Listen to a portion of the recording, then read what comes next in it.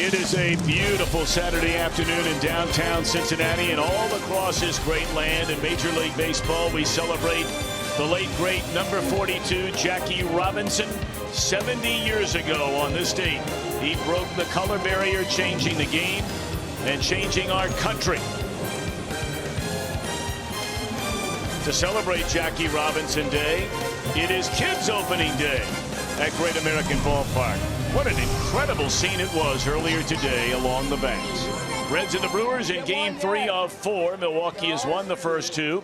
And hi again, everybody. Alongside Chris Welsh and Jim Day, I'm Tom Brenneman. Welcome, as always, to Reds Baseball and Jackie Robinson Day on this April the 15th.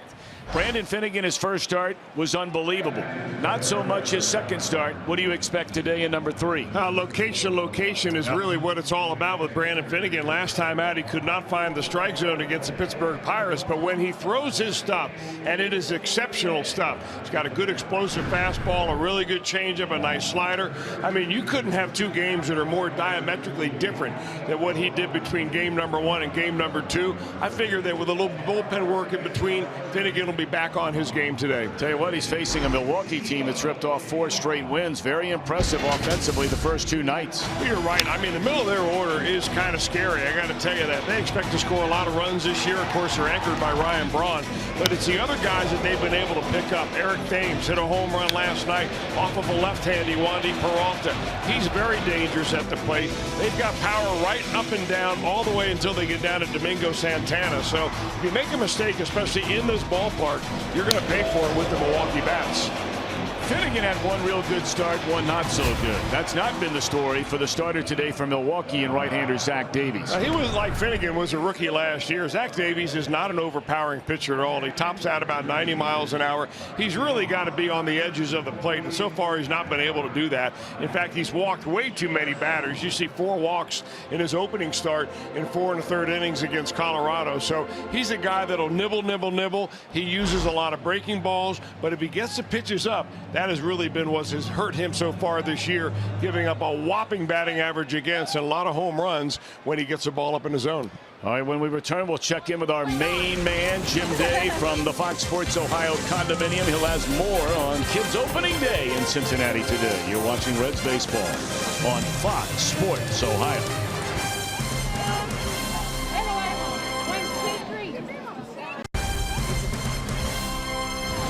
Well, not too bad of a day today. You know the game yesterday. We hit 81 degrees. That's the first time here in Cincinnati that we hit the 80s, going all the way back through November the 2nd. So the warmest day of the year so far. And you know what? I think we can top it by at least a couple of degrees. So it's going to be a warm game out there. 83 degrees.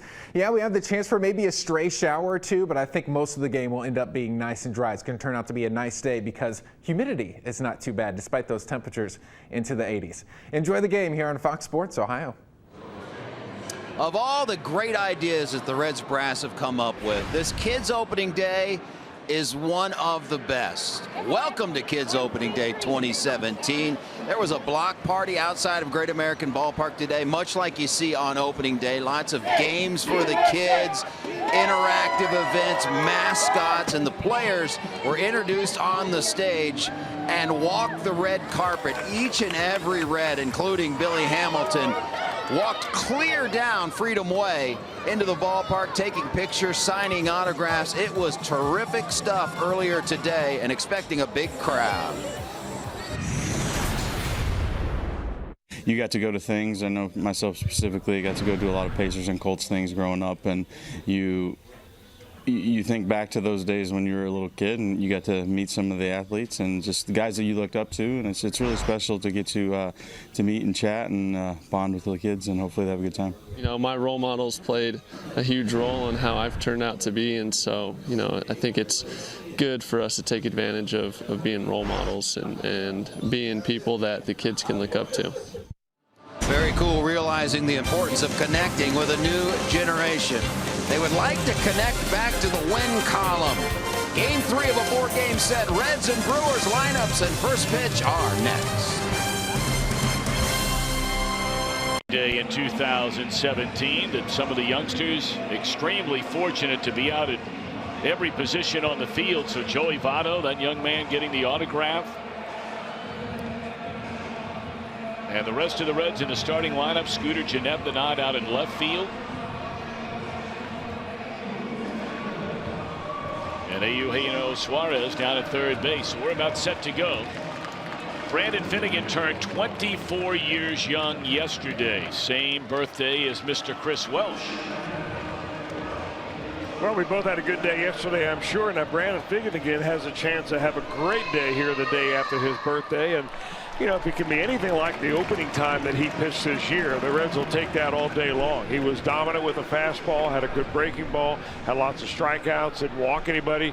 And then it went south on Finnegan last time. One thing to keep in mind about Brandon: ultra competitor. He pitches with a lot of emotion, but you've got to keep that emotion in check.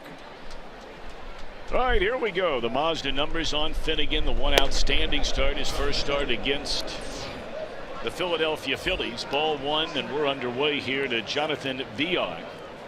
And then really struggled with his command and location, as Chris talked about that outing in Pittsburgh. That was a game where the Reds bullpen came in and retired 21 consecutive batters to pick up the win, part of the 3-game sweep. Now the Brewers have been doing the winning the first 2 games of this series.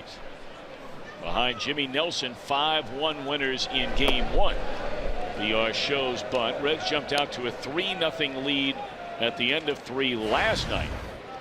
Brewers would score 10 unanswered runs before the Reds got one in the bottom of the 9th in a 10-4 defeat. One of the problems for starter Scott Feldman last night was putting this guy on base.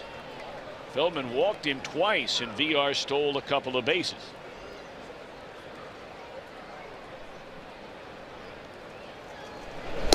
And Finnegan has walked VR to start the ball game. Well, he's the one legitimate base stealing threat that the Brewers have. And I mean, when I say threat, it means on any pitch at any time. He's very aggressive out there, VR is. He'll steal third. He's even stole home already in his young major league career. So look for him to try to read Finnegan's move and take advantage early on. Told you last night Billy Hamilton was in front of VR for the most stolen bases in the National League until Billy got hurt the opening week of September, was shut down the rest of the year. So VR wound up leading not only the National League but the major leagues with 62 stolen bases. He was thrown out 18 times. He's 4 out of 5 to begin this year. And it's ball one to the first baseman, Eric Thames. Thames 2 hits, including a 2-run home run, drove in 3 last night.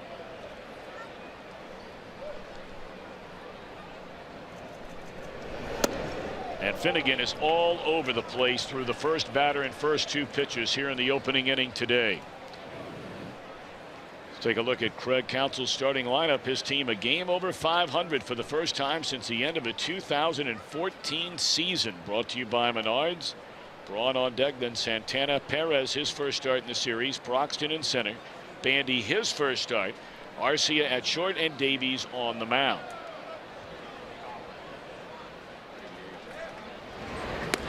You know, Tom, Finnegan's out of the strike zone, but he's not all over the place. He's missing in the same spot every time, which is up and away for him. That means up and into a left-handed hitter.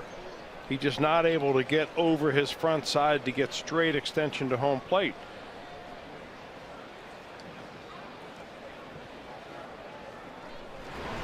And sometimes, you know, what a pitcher may do is say, well, I've missed so many times here with the fastball. Let's try something else. Let's try a breaking ball. Let's try a changeup. Let's try something that'll force me into maybe a different mindset, and I won't fall into the same trap of trying to overthrow.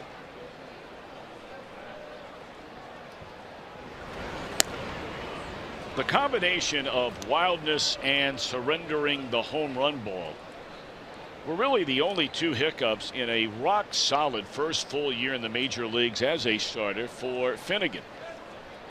110, lost 11, ERA was under 4, gave the Reds 172 innings, and there it is again, up and into a left-handed batter. He walked 84 batters in those 172 innings, and he allowed 29 home runs. Second most walks in the league, 4th most home runs allowed in the league.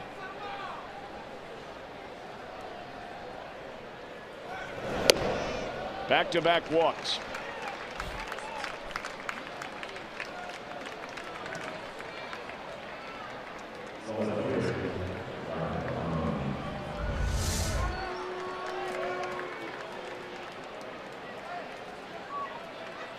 You see the reaction by Brandon Finnegan right there, walking the second batter, Thames, on 4 pitches.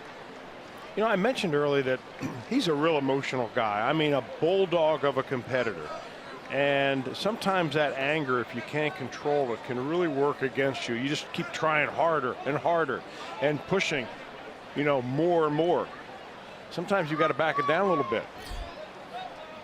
Ryan Braun with 2 on and nobody out here in the Milwaukee first inning. Tried a breaking ball there and no luck finding the strike zone either. Ball 1. And part of that is telling yourself some positive thoughts. Maybe it's a catcher coming out here. Maybe it's a pitching coach coming out and say, hey, let's concentrate on something positive right here.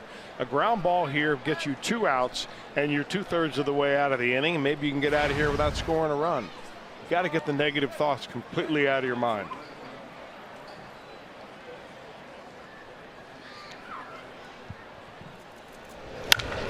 Straight up in the air. Down the right field line. A lot of bright sunshine breaking through what was a rainy, cloudy morning. And then Schebler throws the ball all the way to Suarez at third base. So he finally throws a strike. Only the second in his first 11 pitches. And Braun does him a favor. Look at the Reds on defense. Scooter Gennett, his first start in the series. It comes in left field. And Tucker Barnhart back in there behind the plate. 2 on, 1 out here in the first inning.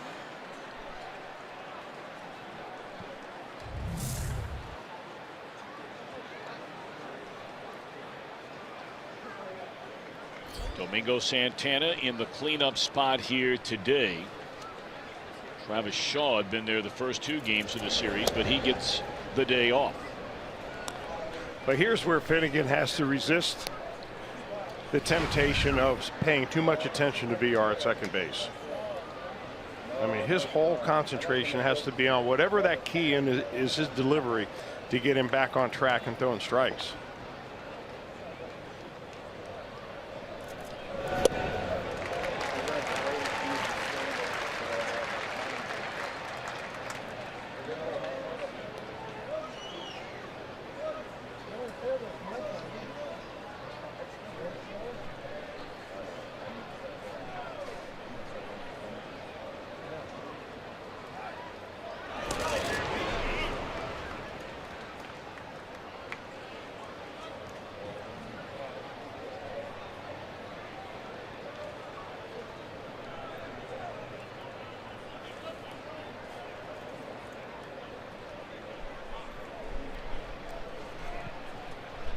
Ball and 1 strike. VR an extremely aggressive lead out there at second base, even with Peraza just a step or 2 away from the bag. Changeup misses outside. 2 balls and a strike to Domingo Santana. 9 hits, first 35 at bats. 2 homers, 3 knocked in, has 4 doubles. He had a 2-base hit in the game last night and a 2-base hit in the series opener.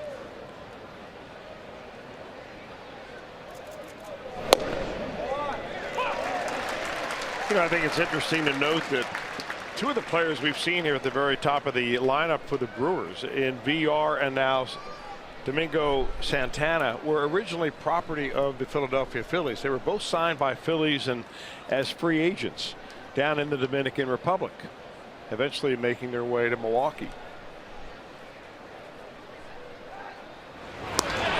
They got it. Talked about that lead, and he did not shorten it up very much. I would not be surprised to see the Brewers challenge the call at second base. Well, VR's not leaving the bag. He feels like he was safe right there. Very close and a quick move by Finnegan. This could help get him out of the inning. But the question is, did Peraza block the way back to the bag of VR? It's legal to do while you're fielding a throw or attempting to make a play. He put his foot down there, and I'm wondering if he was able to keep VR from getting back. Take another look right here. Right here is where we're looking there to see, did he get his hand in there around his right foot? And they're not going to challenge. He's out. Well, that's a gimme. Sure is.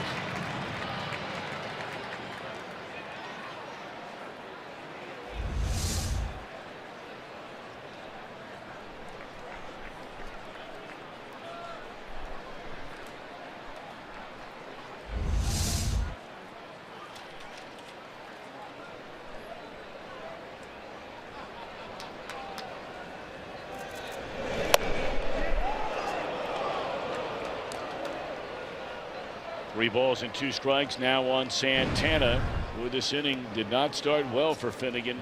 Back-to-back walks, but on a 1-0 pitch, Braun chased one and popped it up into right. You get the pickoff at second base, and now a runner at first, 2 down, full count to Santana. And it's fouled out of play. What's kind of crazy about that pickoff is that VR was nearly picked off a pitch or two before. I mean, they put the play on, it was pretty close, and then he actually extended his lead even farther towards third base.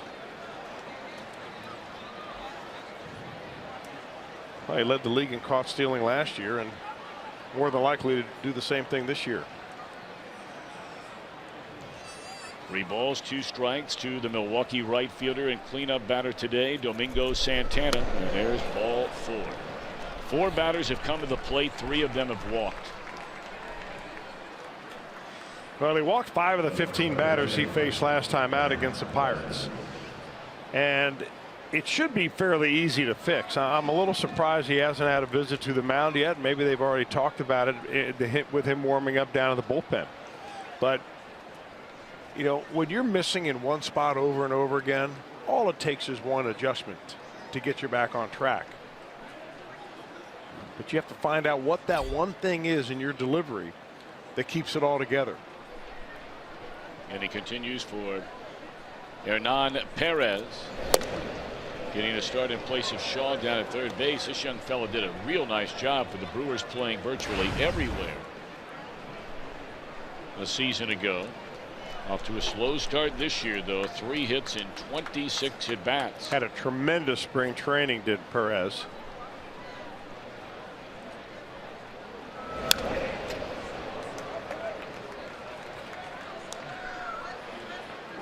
Take a look at the number of games he played last year for this Brewers team.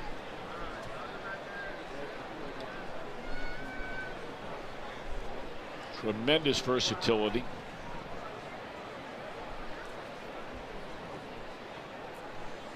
And a real nice piece to have if you're Craig Counsell as manager of a team.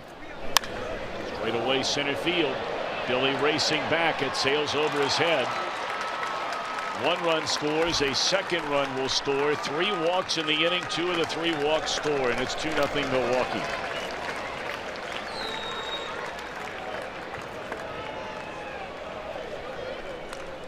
Well, you flirt and flirt and flirt with fire.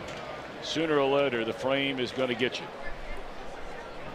Perez looks like he hits his ball nearly with one hand. The ball carries very well, but the thing to keep in mind on the end of the bat, that Billy Hamilton plays very shallow. I mean, we were talking with a couple of people with the Orioles saying this guy plays shallower than Paul Blair used to play with the Baltimore Orioles.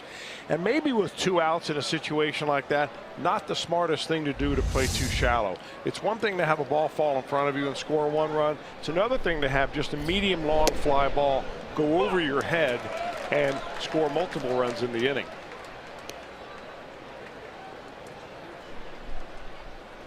But of course, Finnegan really ultimately has no one to blame but his wildness.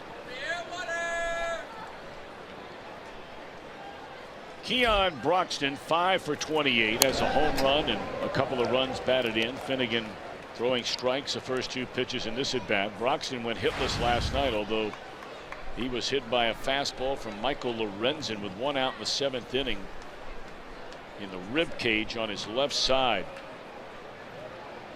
That wound up being a igniter, if you will, for a 4-run 7th inning when really the Brewers broke that one wide open. It was still a 6-3 game when they came to bat in that inning. Runners taken off for third, and he'll get there. That'll be a wild pitch on Finnegan.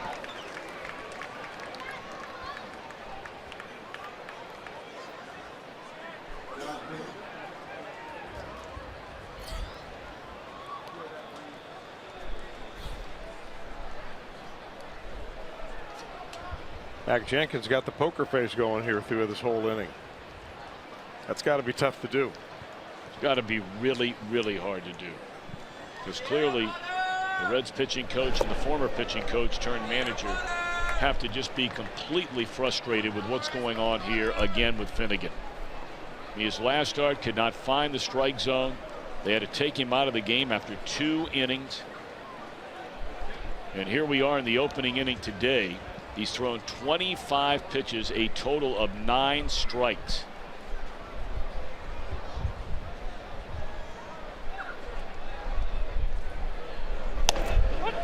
And he gets strike 3, and you can see he's frustrated out there as he walks back to the dugout. Milwaukee at 2 spot. Reds are coming up.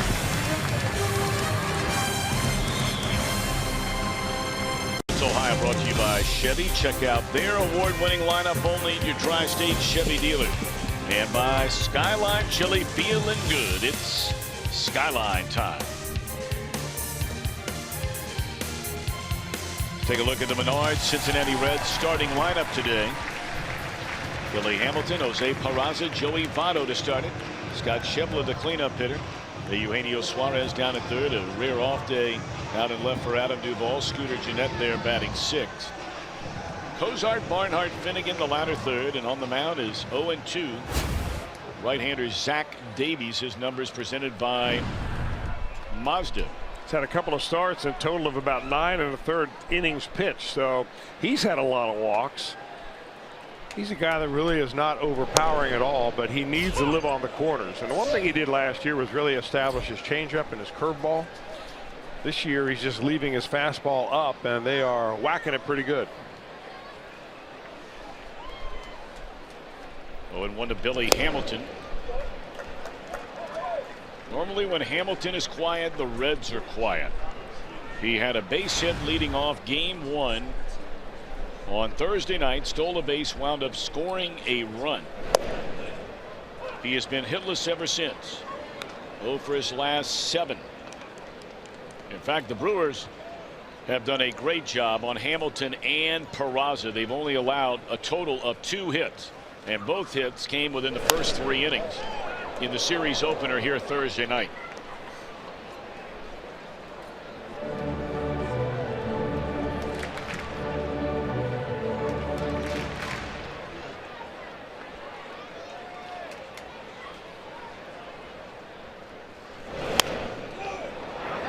Foul ball.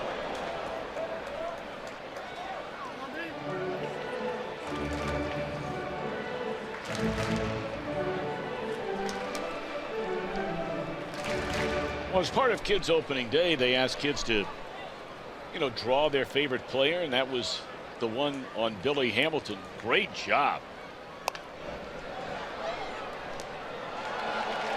The Reds have really done this thing right, and they really do such an extraordinary job when they zero in on starting something. It was opening night a number of years ago, and what a great run that had. And whether you're talking about Reds Fest or the Reds Hall of Fame weekend or Pete Rose weekend, which we'll have later this summer, whatever it might be, they really do it right. And this was so unbelievably successful. The kids parade today, all the players out there. We showed you some of the pictures of Joey Votto and Zack Cozart. And even with some of the rain that was around early this morning, they had a tremendous turnout for kids opening day, the first ever here at the ballpark.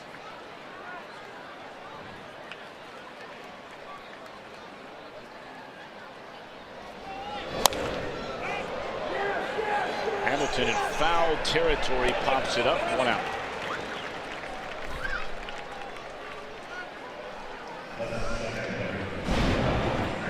Brewers on defense presented by Ford. Same outfield we've seen. Only change at third. And behind the plate, Jet Bandy for Manny Pena. Pena must have been worn out the way he's been hitting the first 2 games of this series. He had 4 hits in a game last night. Drove in a couple of runs, scored a couple of runs. Here's Jose Peraza.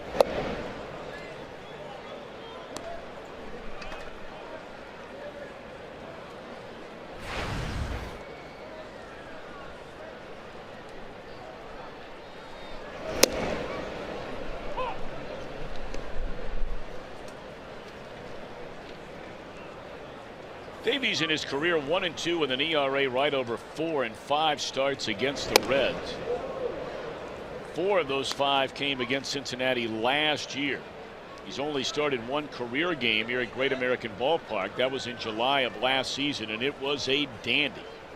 7 innings of 4-hit shutout baseball. Did not walk a batter. This will be the second out of the inning.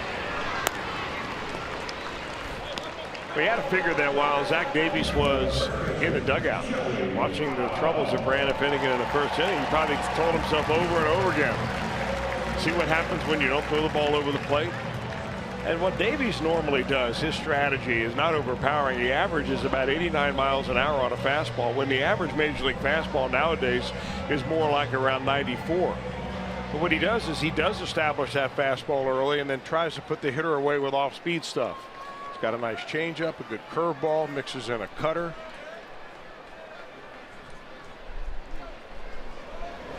And if you're wondering about, the size of Zach Davies, he is listed at 6 feet 160.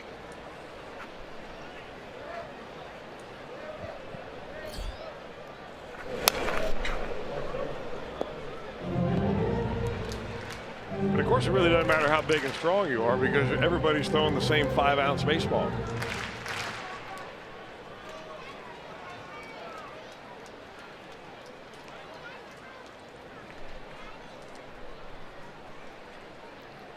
One ball and 1 strike on Joey Votto. Fastball in the inside corner, a good one there by Davies to get ahead. It's only game 3 of 10 in a row here at Great American Ballpark on this homestand for the Reds. Check swing roller, and Davies knocks it down. The inning is over. Reds are gone 1-2-3 and trail 2-0 at the end of 1.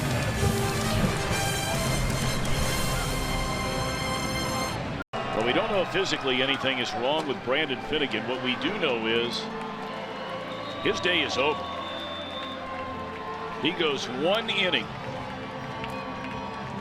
faces 6 batters, walks 3 of them, allows 2 runs, and gives way to the rookie right-hander Robert Stevenson. If he's not hurt, Tom, this is simply a message to Brandon Finnegan, a wake-up call that there are other players and pitchers in this organization that are at this level or nearly at this level that can throw the ball over the plate and can compete. And this is a good competition for a lot of youngsters. We're going to see Sal Romano tomorrow. We have seen, Rookie Davis. We've got Amir Garrett. There are a number of other pitchers down in the minor leagues that are still maybe even down to Double-A, but under consideration to come up here and pitch this year. So, this is an ongoing audition. And if you go out and don't do your job right away, you're going to get somebody else in there to do that. And I think that's a very refreshing approach. I really do. Robert Williams Stevenson, 24 years old, 6'2", 200+ pounds, out of Martinez, California. The Reds' #1 pick in 2011, 27th overall out of Alhambra High School. Started 8 games a year ago, threw a couple of really nice games, and did not pitch well in September when the Reds put him back into the starting rotation. And you know the story this year. First game in St. Louis a week ago today, walked 6 batters in under 2 innings. Really struggled, but threw the ball very well. In the final game in Pittsburgh, threw a lot more strikes, Chris, and the Reds are hoping that he can build on that. He pitched a final innings of 2-hit shutout baseball. He walked 1 and struck out 4. I think that he's much in a way very much like Brandon Finnegan, in as much as controlling his emotions really dictates whether he can repeat his delivery or not. The first time out when he walked the ballpark, he looked nervous out there. He looked scared. He looked like he was trying to overthrow, maybe over-impress. Second time out, completely different. So now it's time for him to take a nice deep breath and just do what you can do.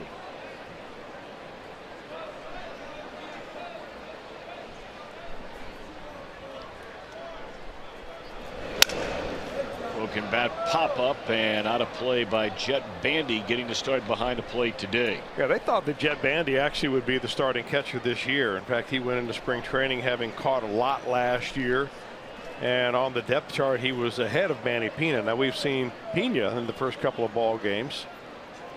I don't think it's all said and done yet with the Brewers as to who will man behind the plate most of the games. But Bandy had a nice year. They project him to be a double-digit home run guy, although not, 25 to 30 home runs. But if he gets playing time, he's big and strong, 6'4", about 240. Gone looking, and a nice start for Robert Stevenson. One of the things that Robert Stevenson did last year, Tom, and we saw it really at the big league level, is that when he relaxes and is able to use his breaking ball. Now he gets a call at the very top of the strike zone right there, and probably got the benefit of the doubt, but that can be a very effective pitch for him. He shortened it up when he first came to the Reds as a high schooler turned pro player. He had a big looping curveball, and then when you shorten it up, it's more of a strikeout pitch in the big leagues, and it's also a pitch that you can throw for more strikes.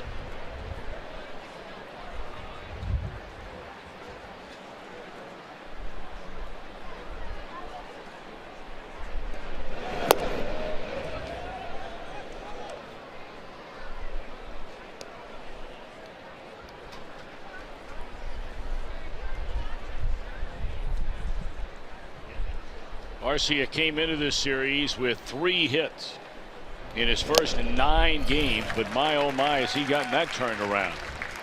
IGS bringing the energy. Look what he's done the first 2 games of this series. My goodness, 5 of 9 for this talented young Milwaukee shortstop. He's been their #1 prospect for the last couple of years. Let's face it, though, many of those 5 hits have been the seeing eye variety. Ground balls in the hole, little bloopers in the outfield. I mean, you're going to go through streaks where those things fall in for you. But all in all, you measure a hitter really long term as to, what kind of contact is he making? Is he hitting a lot of line drives? Is he spraying the ball with a little bit of authority? He's not there yet, but he's got some great potential. Pretty good pitch right there. Fastball in. 2-2 the count.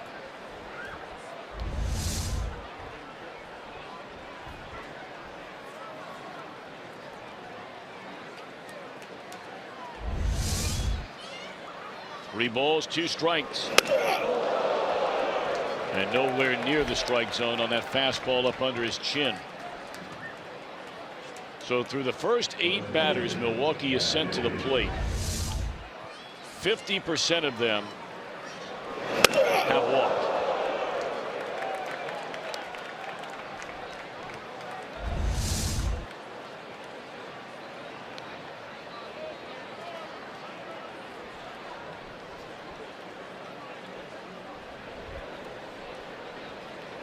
Now the pitcher, Zach Davies. Milwaukee a 2-0 lead. Taking advantage of the wildness from Finnegan for a second straight start in the opening inning. Bunted perfectly by Davies. That'll advance the runner. 2 out.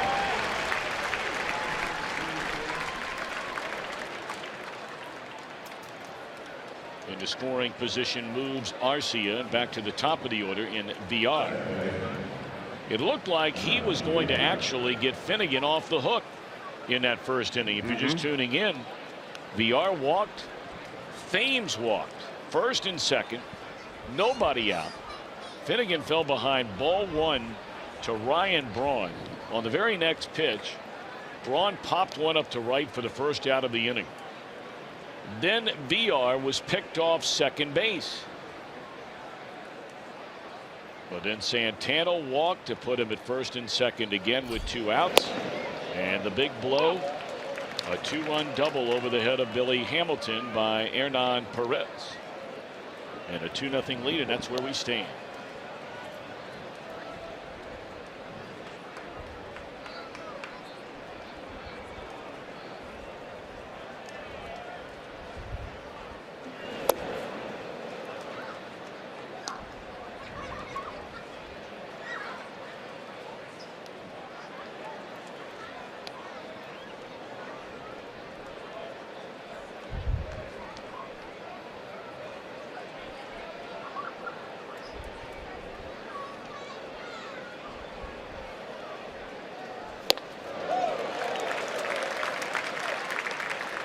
Takes a big cut on that one as Stevenson pulls the string. VR's got some pop.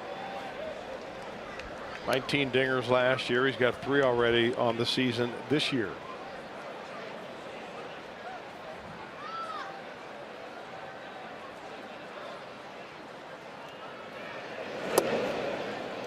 He also can swing and miss with the best of them. Yes, he can.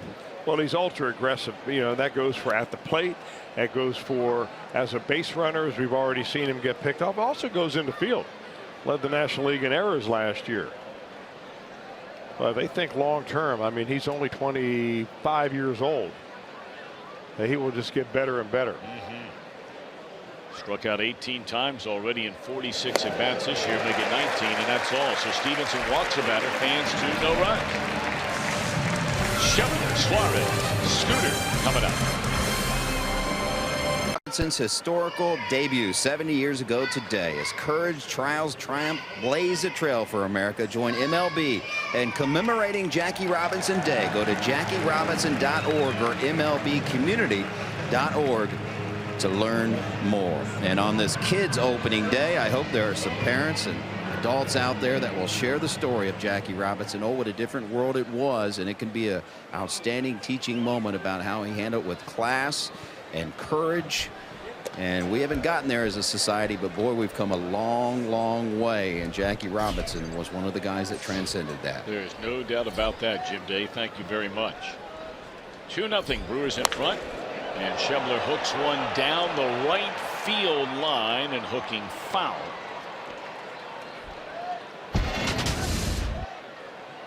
Won the Rookie of the Year after they brought him up to the Dodgers. Branch Rickey in 1947 was a league MVP 2 years later.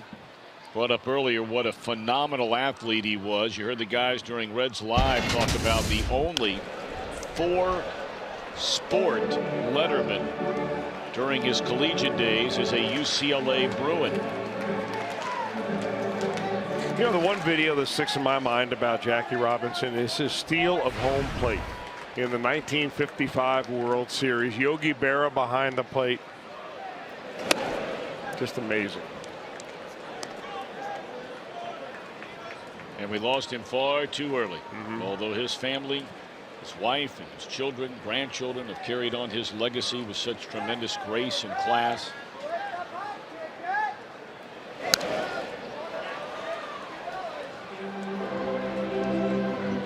And of course, the number 42 is not only worn by every player on this day, April the 15th, it is retired by every team in Major League Baseball. You know, here we have Fred Hutchinson and Johnny Bench and Frank Robinson. You see the numbers up on the facing of the third deck right behind the home plate area. But the very first number is 42, Jackie Robinson.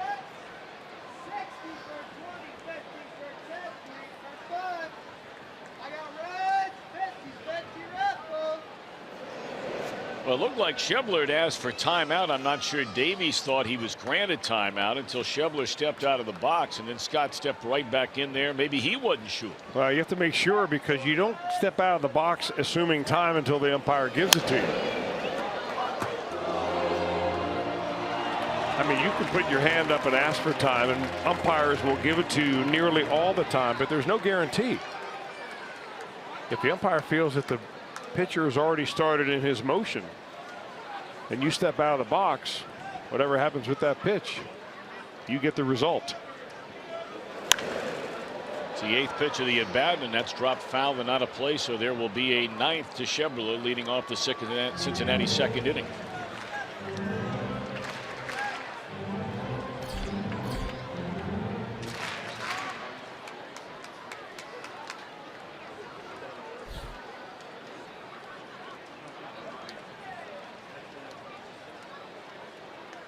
That looks good on a bright, warm, sunny day today.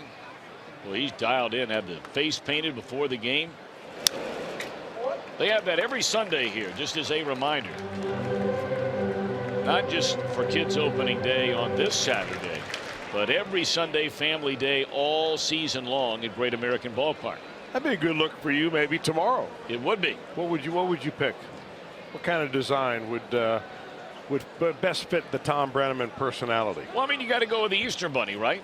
On Yeah, Easter absolutely. Sunday. Yeah. So maybe you could dress up as the Easter Bunny, and I'll get my face painted with something Hey, for the Easter Bunny. done.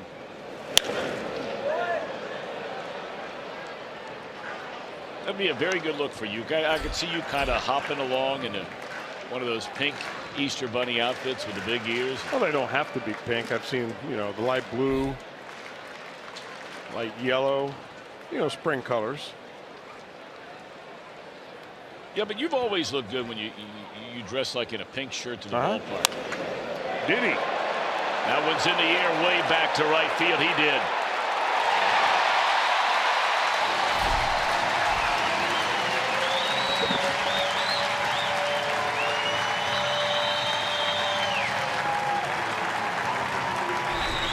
The 11th pitch of the at-bat, capped off by a home run from Schebler.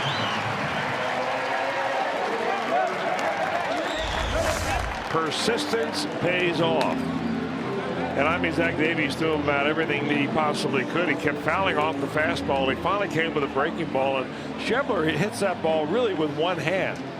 He gets the benefit of that front row here at Great American Ballpark, and the Reds are on the board.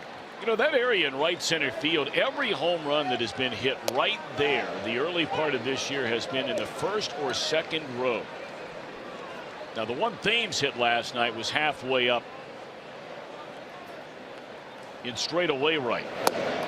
Right over that 370 sign, or right around that Coca-Cola sign from one end to the other, has been the first or second row.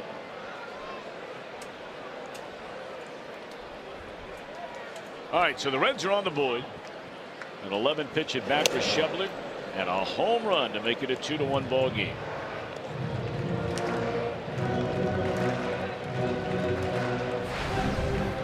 Eugenio Suarez, 13 hits and 36 at bats, 2 home runs, 8 runs batted in.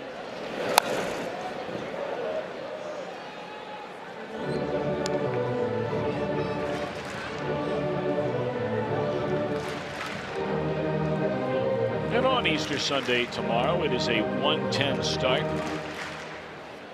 Right-hander Willie Peralta will start it for Milwaukee, and it's a major league debut of highly touted young right-hander Sal Romano. We saw him a lot in spring training.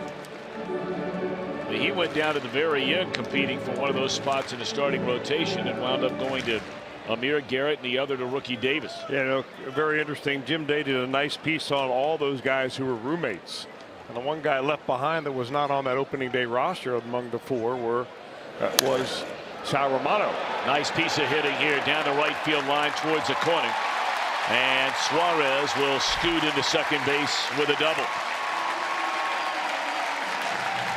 2 very, very good at bats to start this inning against Zach Davies. Well, it shows that Davies is lacking the extra oomph on the fastball to put the hitters away. He's trying to feather a little pitch right on the outer part of the plate, and he does a nice job of it, except Suarez does a better job of putting the bat on it.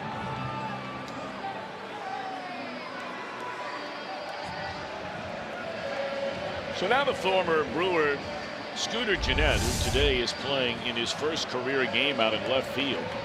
You may remember he came into the game to play right as a substitute last night. And now a chance to do some damage against his former team. He had 2 at-bats in a game last night, had a hit. But look at Gennett, 3 home runs and 8 runs batted in fewer at-bats than the quote-unquote regulars. This one in the air to left center will not advance the runner to third, so not a productive out for Scooter there. A little anxious right there, I think Scooter was.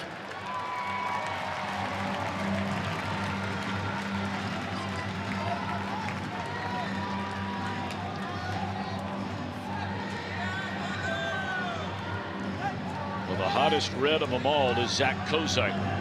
Hit a 2-run home run in the second inning here last night. 1 for 3, also drew a walk. 14 hits and 30 at-bats to begin this season for Cozart,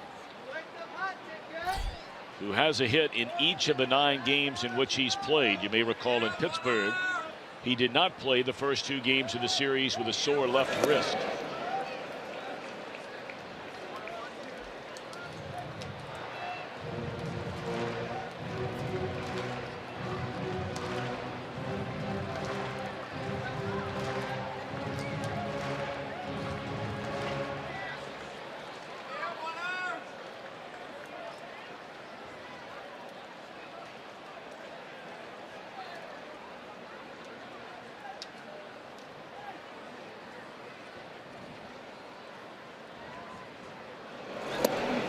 Breaking ball. That's a good one from Davis.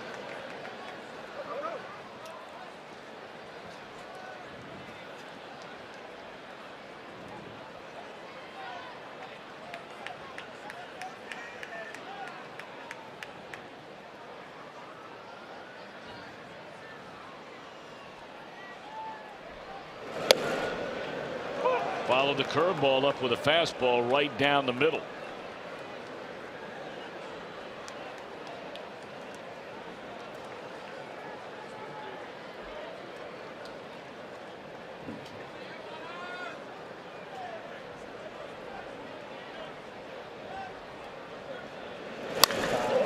Cozart puts a charge into one deep left center field, and it is off the wall. This will tie the game, and Cozart is legging it for third. Here comes a throw. He's in there safely. A 3-base hit for Cozart to tie the game.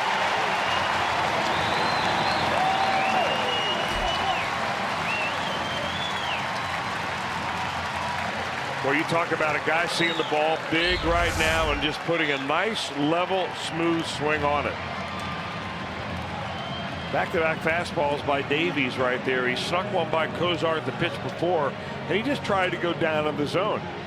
Not all that bad of a pitch, really, and it just goes to show you back-to-back hits by the Reds where the pitch wasn't all that bad, but the result was horrible for Davies. Cozart has the National League lead now. 3 triples already this season for Cozart. And now he stands at third with a chance to give the Reds their first lead of the game. Infield in for the Brewers, and here's Tucker Barnhart. Well, Cozart, you know, was able to get the third base on that because the ball looked at first like it may leave the ballpark.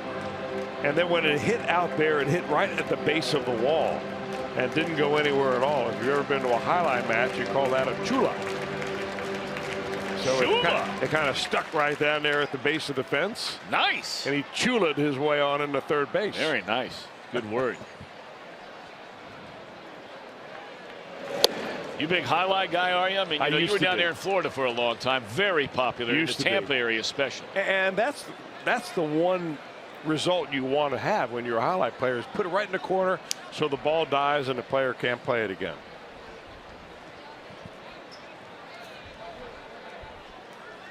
One ball and 1 strike to Tucker. And late on a fastball. 1 ball and 2 strikes. Looks like they're coming after Barnhart. I mean, even with a base open and rolling to second inning, there's 1 out, pitcher on deck.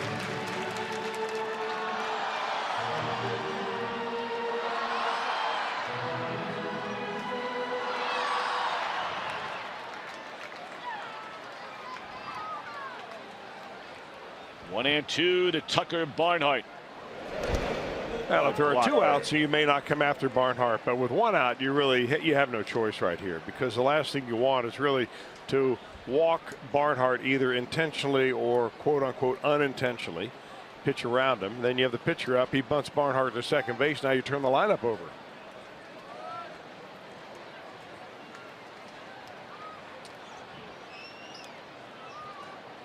Deuce is wild. 2-2 game, second inning, 2-2 count. And a tapper. Here comes a runner, and it's bobbled by Thames. And the runner is out of third. No! How about that play? Misplayed by Thames. And then Davies alertly going over there to cover the bag and feeds the covering second baseman, but the Reds take the lead. Well, Davies isn't happy with the result because the runner came in to score from third, but this is a dandy play by the Brewer catcher. Right place, right time. Thames bobbles and a backhanded highlight flip. Gets Barnhart at first base. Fielder's choice RBI, right? No, not fielder's choice, just a ground out RBI. You'll take it when you put your team ahead. Well, clearly the contact play was on. I'm not sure, as slowly as that ball was hit, that even if Thames fields the ball cleanly, Cozart got a tremendous jump. It would have been very close. Now Robert Stevenson with a count of 0-2 after the swing and a miss. Red strike for 3 off Davies here in inning number 2 to jump in front for the first time today. And that's the way the inning comes to an end. A 3-run second. Off to the third. Reds in front by a run.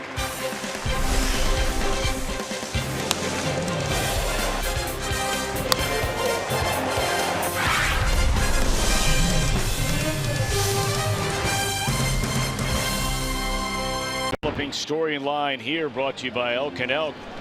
1 inning for Brandon Finnegan, and he is lifted from the game after allowing 3 walks and 2 runs.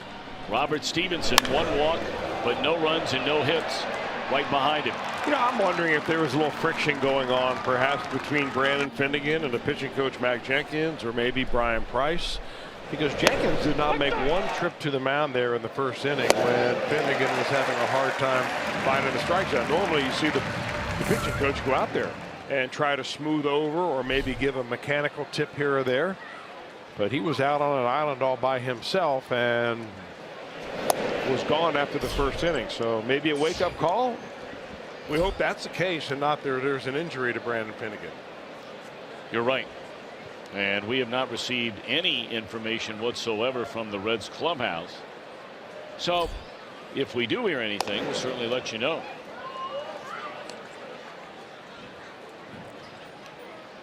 Brewers with 2 in that first inning against Finnegan. Reds answer with 3 in the bottom of the second inning. So now this game in the hands of Robert Stevenson. He has a 1-run advantage, and he's coming right after Thames with a fastball, and it's 2 balls and a strike. 2, 3, and 4 in the Milwaukee batting order.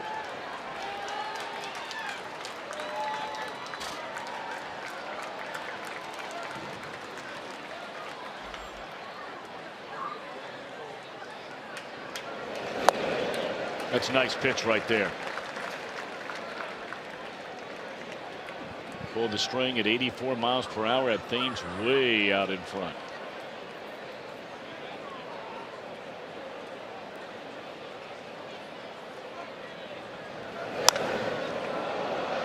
Left it out over the plate this time, and this game is tied. Boy, this Thames has got some pop in that bat. We mentioned the last 3 years he played over in Korea to try to earn his way back to Major League Baseball in the United States.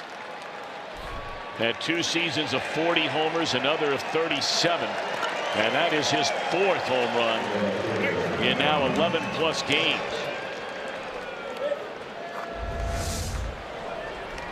Well, he's got a really short swing. I mean, Thames is a guy that although he reaches for that one, he's very quick on an inside fastball. Good plate coverage, plenty of power, as you see. I'll tell you what, there's some pretty good pitches going for home runs here today. As far as being down in the zone, not everything is left, right, out over waist high. I mean, he was as popular as Elvis when he played over there in the Korean Baseball League the last couple of years.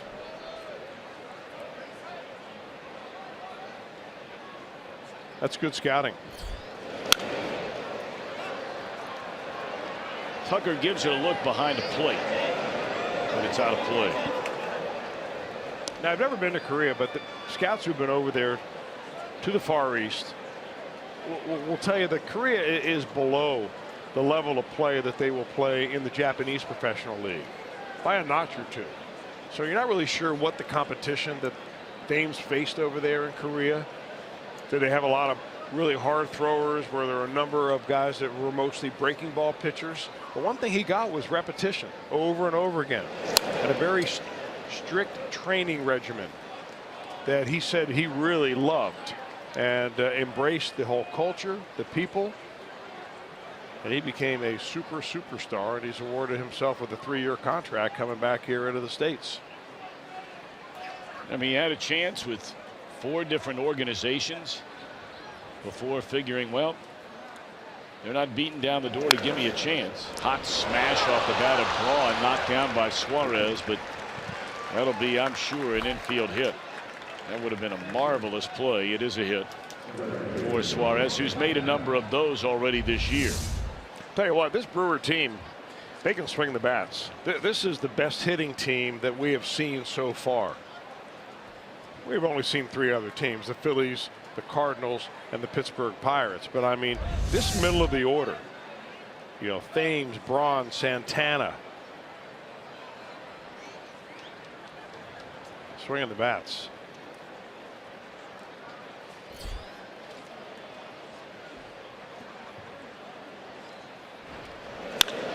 Straight up in the air, fastball got in on the hands of Domingo Santana. And that's the first out recorded by Stevenson here in inning number 3 of a 3-3 ball game.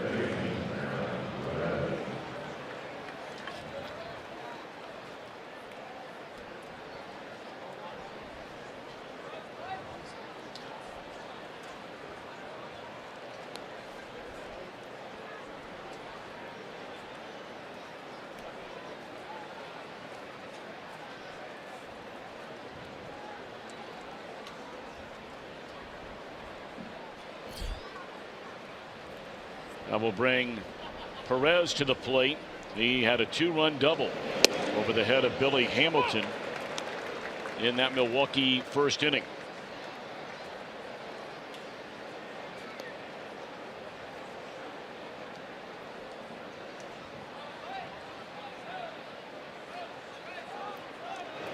Braun already with 3 stolen bases in 4 attempts.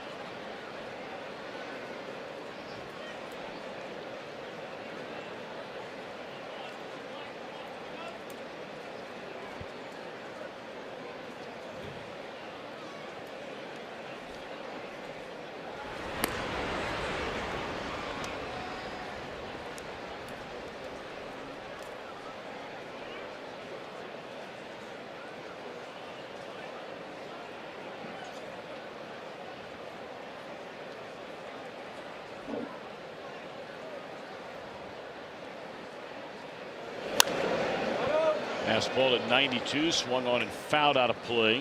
1 ball and 2 strikes. A good spot right there. That's the way he got the last out of Santana, coming right in there. I'm not sure if it's a 4-seam fastball that is kind of a straighter one, or that 2-seamer that'll run a little bit into the right-handers, but that's a great spot, especially against hitters that have some power. Perez got one on the end of the bat and scored the 2 runs in the first inning with a ball over the head of Billy Hamilton. Maybe you want to keep it on him.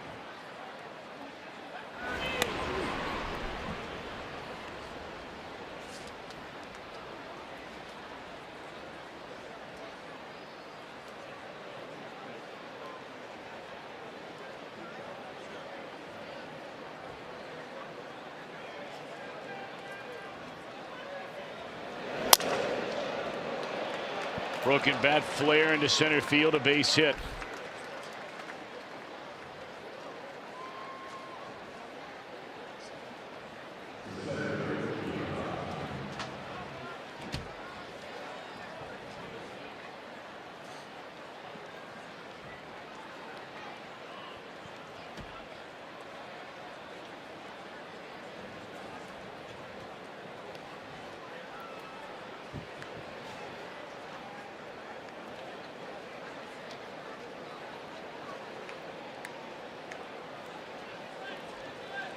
Keon Broxton with 2 on in a 3-3 game with 1 out. Tardy on a fastball. Ball 1, strike 1. Keon seems like the type of hitter that if you're standing out there as a pitcher, you're just sizing him up from what you see right there, that he's challenging you to throw a fastball by him. Look how low he holds his hands. So what you're taught is to throw the ball right above the hitter's hands right there and see if he can get his hands up high enough and the bat head through in time.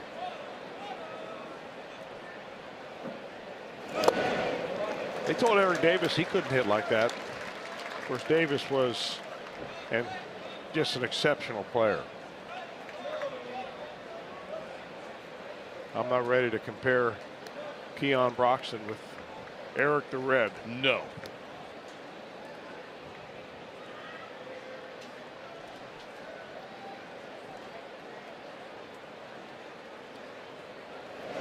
Oh, man.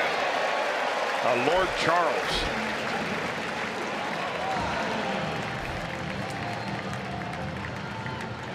That's a curveball that Robert Stevenson had and showed glimpses of really all throughout the minor leagues. I mean, that is a 12 o'clock to 6 o'clock jaw dropper.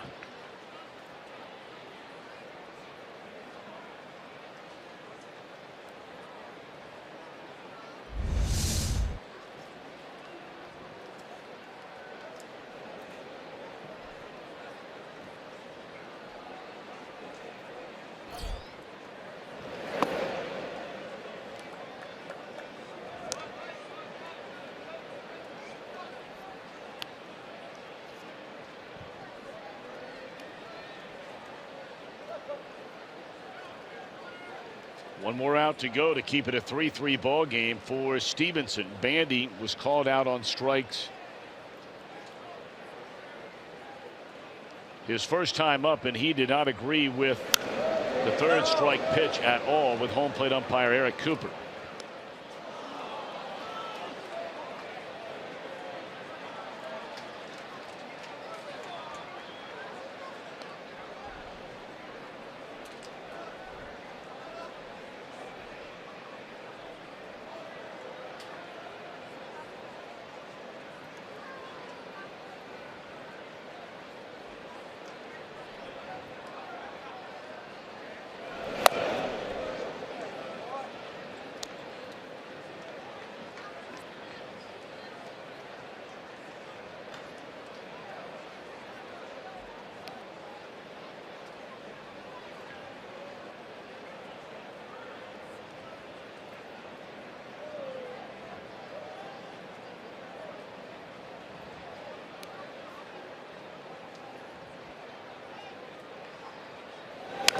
Pulled foul.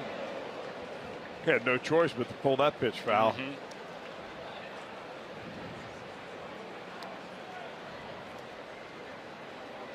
I really like the way Stevenson's pitching the ball inside with some confidence. After that pitch in off the plate there that Jed Bandy chased and pulled foul, I mean, you've got a lot of options as a pitcher. You can drop the overhead curveball on him. You can go hard with a slider, or you can just go down and away with a fastball. But I change part of the zone right here.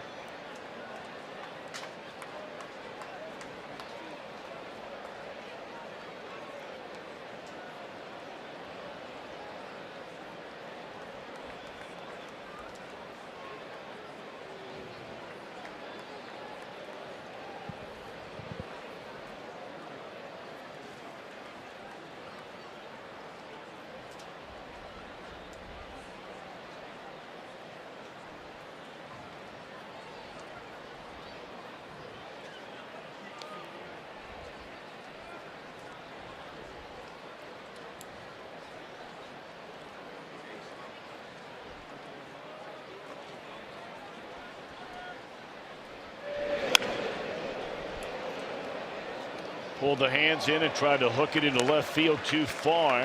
Foul ball, and it continues the at bat here for Bandy with runners at first and second base. Well, that's a nice move right there. Was it ever a nice move? I got that foul ball there in the black Reds t-shirt. Found a youngster sitting behind him and handed it right to him. Happy Easter weekend. Makes both their day. Sure does. Very, very nice.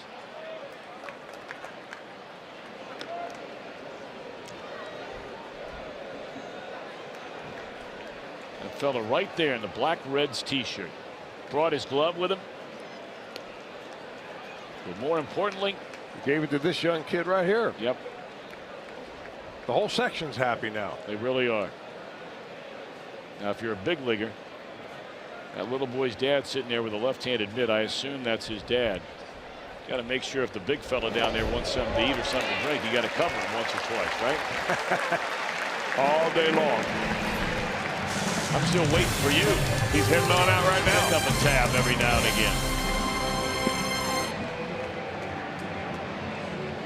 Watch every out-of-market regular season game live on over 400 supported devices.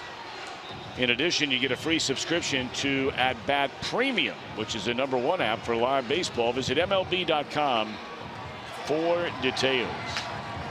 We are just in the bottom of the 3rd inning. And a 3-3 ball game. Stevenson gives up the home run, but gets back-to-back strikeouts with 2 on to end the inning.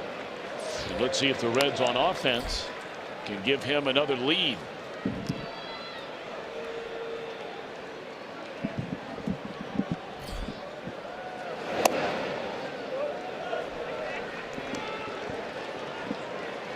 You get the feeling this is going to be a bullpen game today? It's probably a very safe bet the way we're going right now. Hard hit ball, but right at the third baseman. Perez, one away.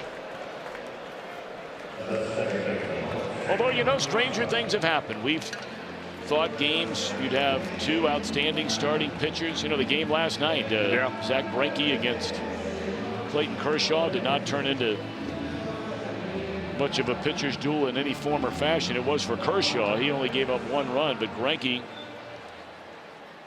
and the Diamondbacks allowed the Dodgers a total of 7 runs.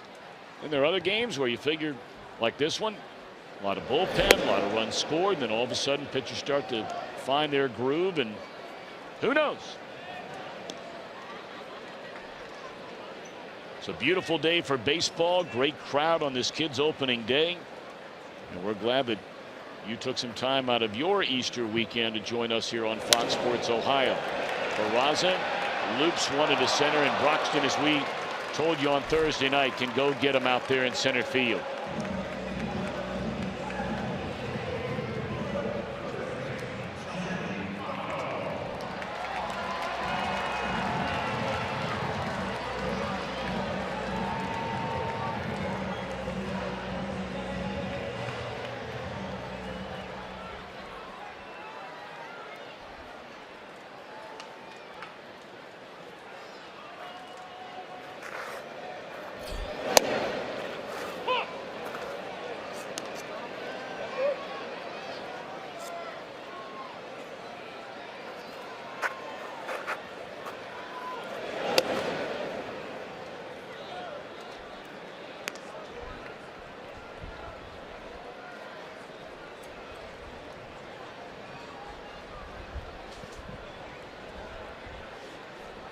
Two down, nobody on for Votto, who tapped out to the pitcher his first time up.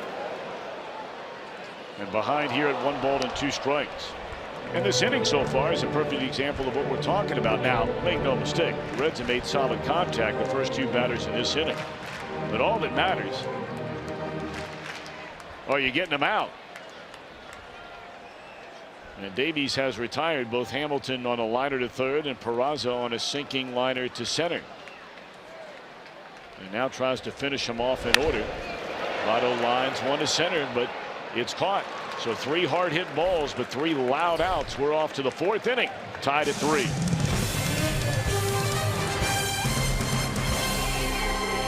Fox Sports Ohio, brought to you by Cincinnati Children's, changing the outcome together. And by your local Ford dealer, Ford, go further. Always send out a special hello to those watching over at Cincinnati Children's. So blessed to have that facility in our area. Hope all of you are having a great day and a happy Easter weekend. Arcia to start things against Stevenson in this 3-3 game in the 4th inning. It'll be Arcia, followed by the pitcher Davies, and then VR for already the 3rd time in the game. We've still not received any word from the Reds clubhouse, and quite honestly don't know if we will, as to whether or not Brandon Finnegan suffered some kind of injury forcing him to leave this game today, or whether he was just taken out because of 3 walks and 2 runs on the heels of walking 5 and not getting through 3 innings his last start. But of course, should we hear anything, we will let you know as soon as we know.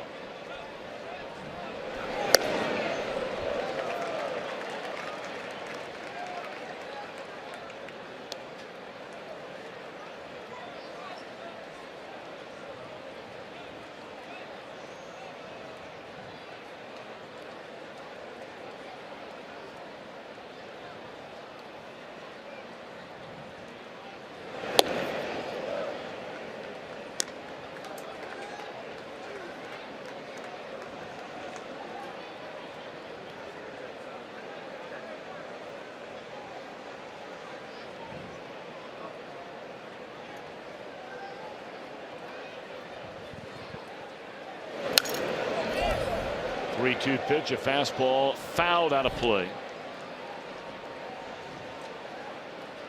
This is where Stevenson could really use a quick inning. He's starting his 3rd out of the bullpen. He faced 4 batters with 1 walk in the 2nd. Faced 6 batters, allowing a run in the 3rd.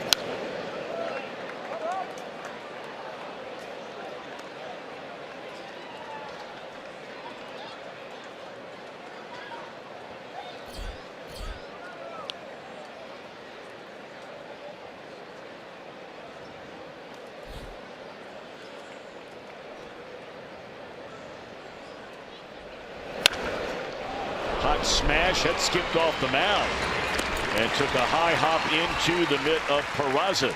It's a nice break, 1 away. You don't see it really happen all that often. Arcia hits the ball sharply back up the middle, but the grade of the mound pops it right up there, makes it a Sunday bounce for Peraza at second base. He'll take all day bounces like that.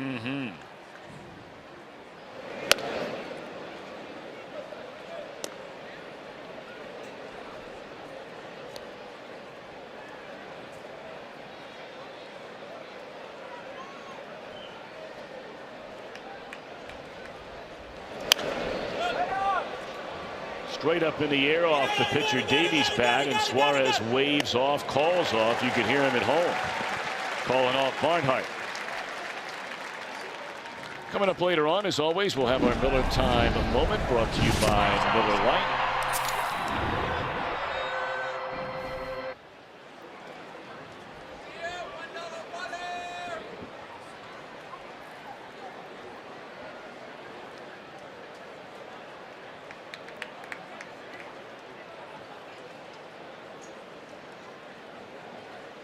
We are in the top half of the 4th inning. 2 down and nobody on for VR. Trying to bunt his way on and stabbed at a pitch out of the strike zone. So he went around offering at that pitch, strike 1.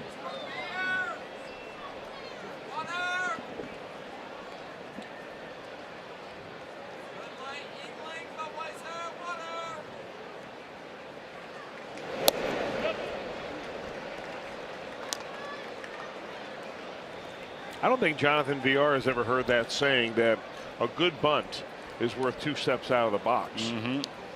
Which really translated means go ahead and stay in the box, lay the bunt down, and then run, rather than trying to do everything at one time.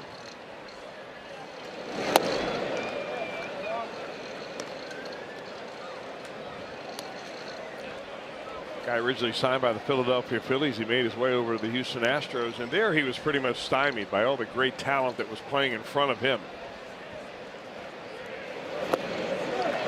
Gone swinging is VR. Very nice inning of work. 1, 2, 3 for Stevenson. We're tied at 3.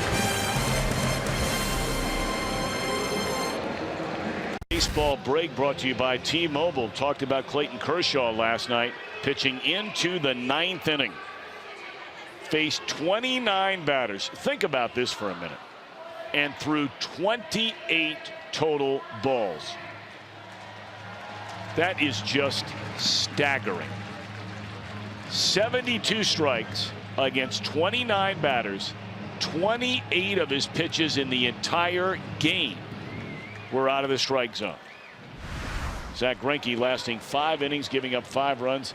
He has been an extraordinary disappointment for the Arizona Diamondbacks. They are paying him a king's ransom. Left the Dodgers, and the year he had before he left to come to Arizona, Kershaw won the Cy Young, but Greinke could have easily won the Cy Young with the season that he had. It has been anything but Cy Young-like pitching by Greinke.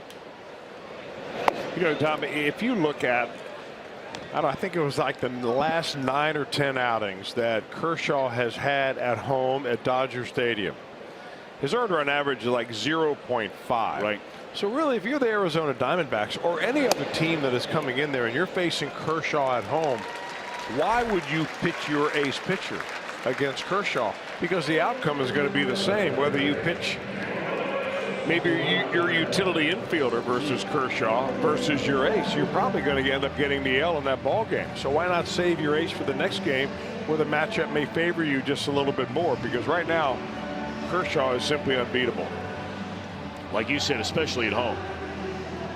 He's virtually unbeatable everywhere.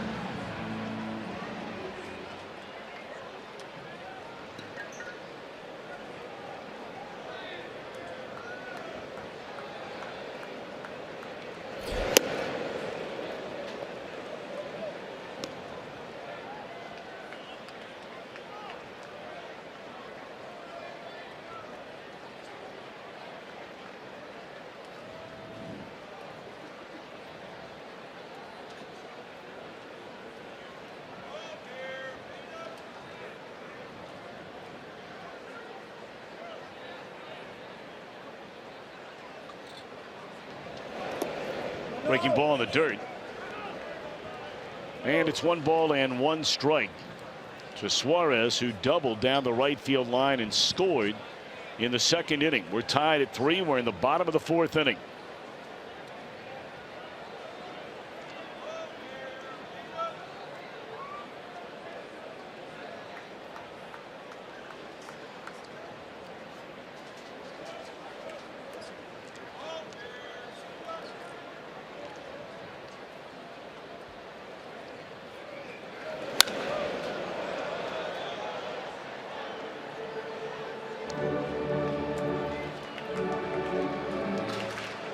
You talked about earlier, Chris. Yeah, spray the ball like that, you're going to have success. I mean, you've got to be committed to right and right center field. Now, Suarez doesn't try to hit the ball down the right field line. His aim is really more this way, right out there in the right center field. That keeps your hands in play and the barrel of the bat on the ball.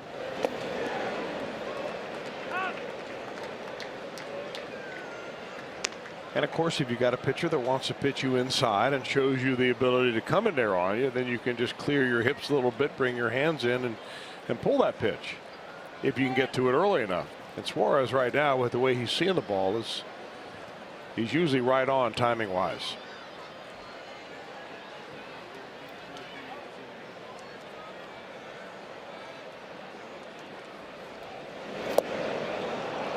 Pretty good pitch right there, and that's good arm action.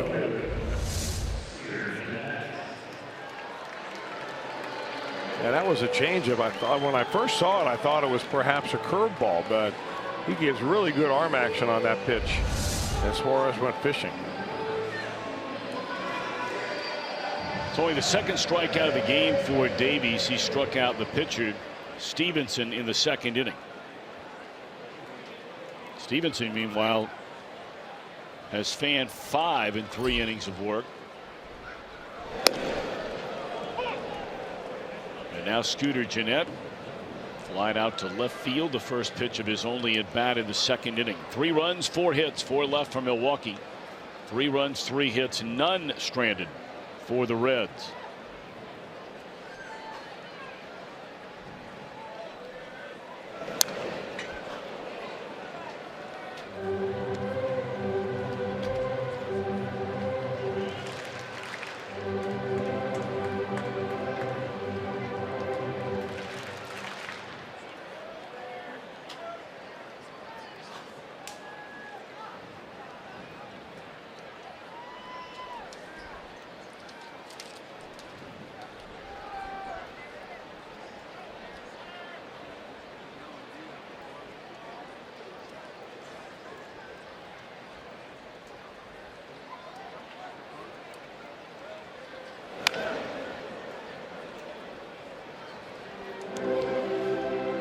It's interesting to note that Raisel Iglesias is up and throwing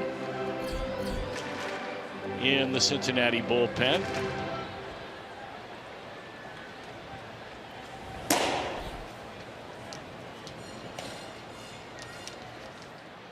We have only seen Iglesias very, very late in games the early part of this season.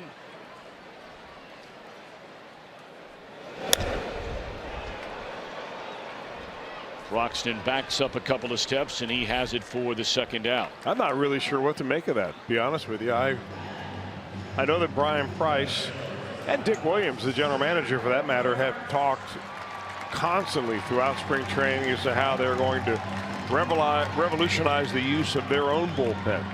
Multiple innings, bringing guys in who are high leverage pitchers in high leverage situations. I did not think we'd see Iglesias, before we've even moved to the 5th inning. See how it plays out.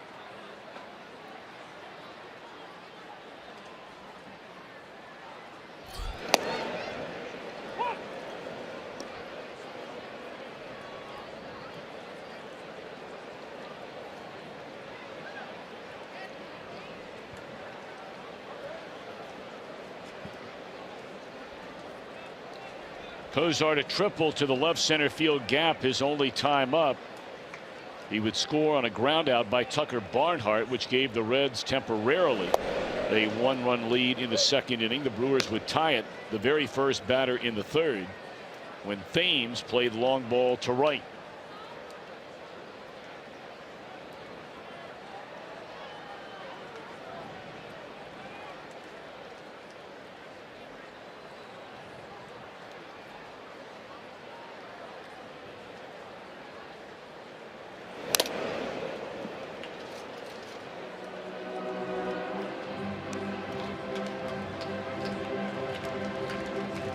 One and two on Cozart.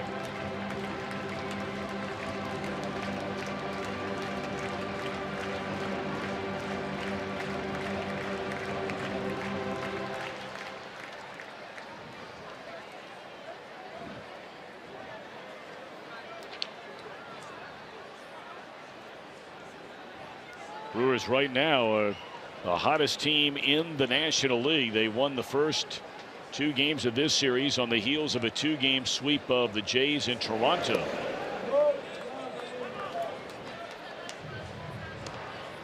And in 1 game better than 500, Chicago second to the Reds in the NL Central. Losers yesterday to the Pirates. That series continues today. Cubbies at 6-4, then the Reds at 7-4.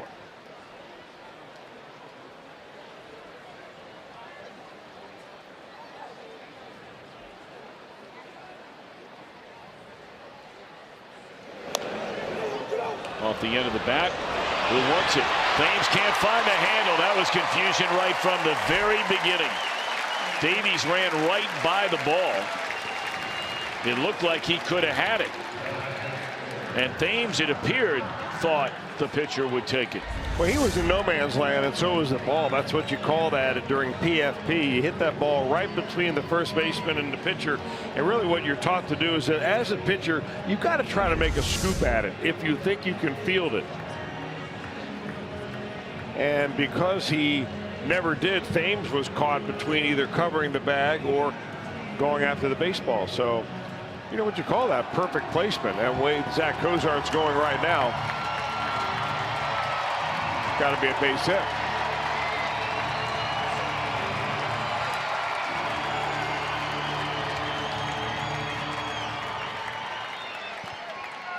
All right, so Tucker Barnhart with 2 on and 2 out in a 3-3 game last to the 4th inning.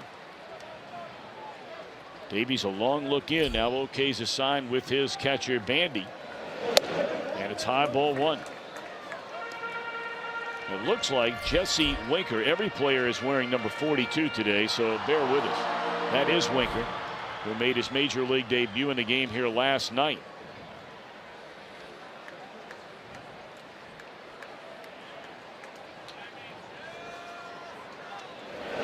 It'd be hard to imagine that you would get Raisel Iglesias up and throwing for as long as he has been throwing, and then not bring him into this game. I only bring that up because should Barnhart not continue the inning,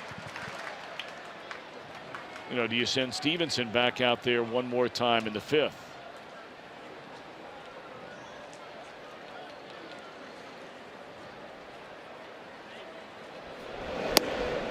Really fooled by that one was Tucker, way out in front.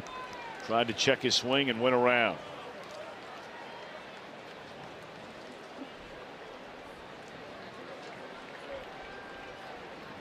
Speaking of that Cubs game, the Cubs are still batting in the bottom of the 1st inning against the Pirates, and it is 4-0. I wonder if that's young Mr. Glass now again. Fastball in the inside corner. Yeah, that was his scheduled start. He was awful against the Reds in Pittsburgh, against their #1 ranked prospect. He lasted an inning and 2/3, walked 5 batters, gave up 4 hits and 5 earned runs.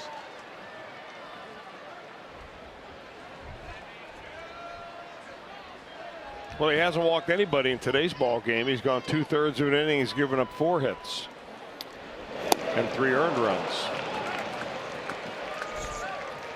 Barnhart gone swinging. We'll see who takes him out when the Reds take the field in the 5th.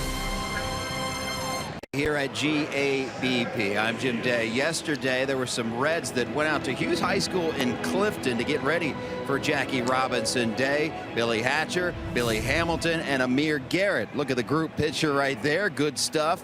Now, imagine the odds of Amir Garrett going and meeting a high school student named Amir Garrett. But that's what happened yesterday as you take a look at Amir and Amir. Now this weekend, the baseball and softball teams from Hughes High School in Clifton are playing in the Jackie Robinson tournament. And the baseball team, after this visit last night, they got their first victory. And the final score, 4-2. Symbolic, perhaps. Very, very nice.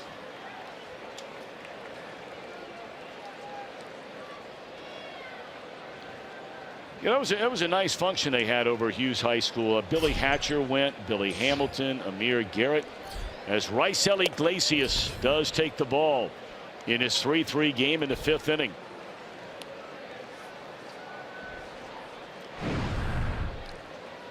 Fifth game of the year. He's worked nearly 6 innings, and he has looked so good. This has got to be really for Brian Price all about winning this ball game today, period.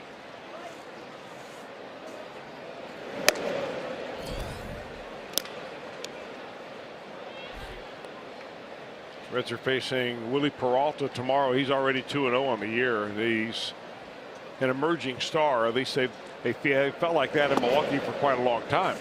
So you really don't know what's going to happen in the major league debut of Sal Romano. But here you have a tie ball game. 5th inning, you're playing at home. Let's win one of these games and let's go for it right now. And that's probably the thinking behind bringing in Iglesias here at this point in this ball game.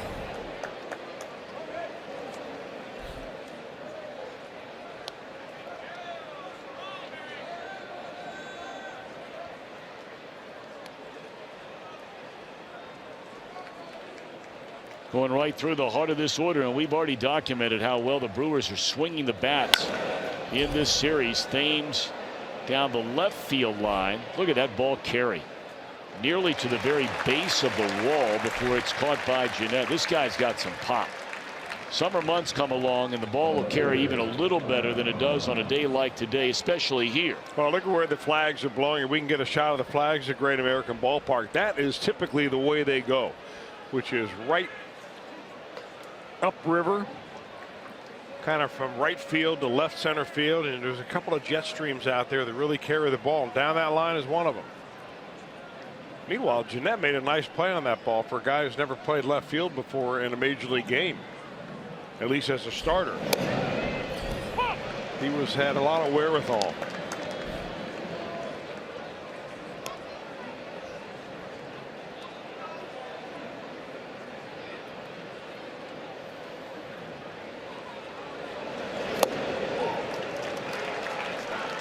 Iglesias, his stuff. You know, you wonder, and you know they've clearly made the decision this year. After Iglesias, you may recall, was the opening day starter last year. He was spectacular over about a month-and-a-half run as a starter when he first came to the big leagues, and that's strike 3 to Braun. Braun knew it.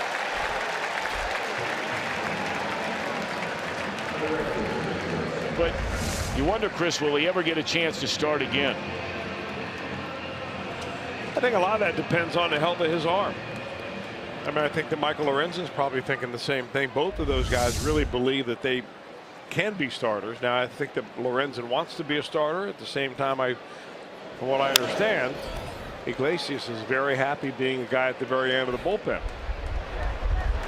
Heck, I think he just loves the pitch. And he throws strikes. Throws 9 pitches, 7 strikes, and gets 3 outs. Playoffs are in Columbus. Blue Jackets hosting the Penguins in Game 3 in the opening round, down 2-0. An hour long Blue Jackets live coverage gets underway at 5 o'clock. Puck drops at 6 on Fox Sports Ohio, streaming live on Fox Sports Go. 3-3 game. Davies still on the mound, and Iglesias will bat. Reds deciding not to double switch. Ryan Price making that decision when he brought Iglesias into the game, fully aware that the pitcher spot would be leading off the bottom of this 5th inning. He also knew this guy could swing the bat to the left center field gap, and Iglesias will slam on the brakes after a double. How about that? Yeah, I'm just about to comment that Iglesias seems to have the same windup in the batter's box as he does on the pitching rubber. I mean, he really kind of winds up and hits this. Kicks his left leg up, straightens it out, and then lays the hammer on it. Let's take another look at the swing. This is only his 4th hit.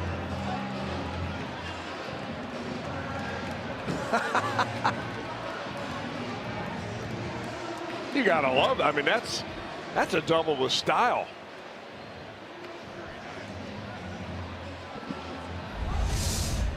He only had 3 hits in his first 41 at-bats.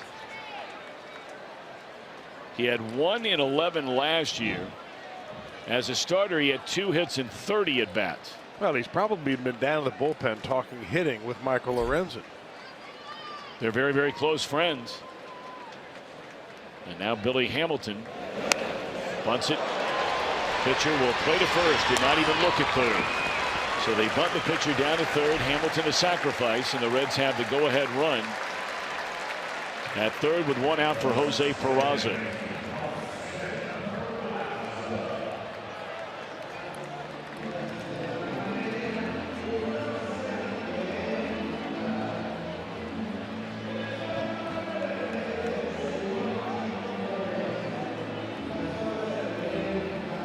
Let's check in downstairs with Jim Day. Interesting, before that at bat, Brian Price looked at Billy Hamilton and said, you can hit or bunt. It is your choice, whatever you're feeling. So Hamilton giving himself up for the team.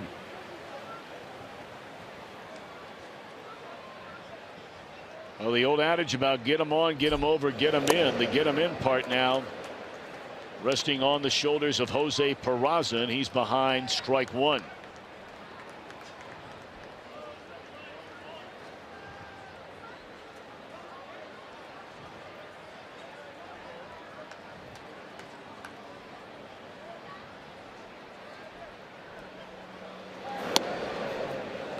And now 0-2. Davies had fanned just 1 batter in the first 3 innings. That was a pitcher. But then he struck out Suarez and Barnhart in the 4th inning. So 3 in a game in a big situation right here ahead of Peraza. 0-2. Nowhere near the strike zone. Well, they tried to get him to chase, and that's something that Peraza has been doing a lot of. In fact, he's got the highest swing rate on an 0-2 count of anybody in Major League Baseball. But he laid off for that one. See Iglesias, the go-ahead run, and has to duck underneath that line drive.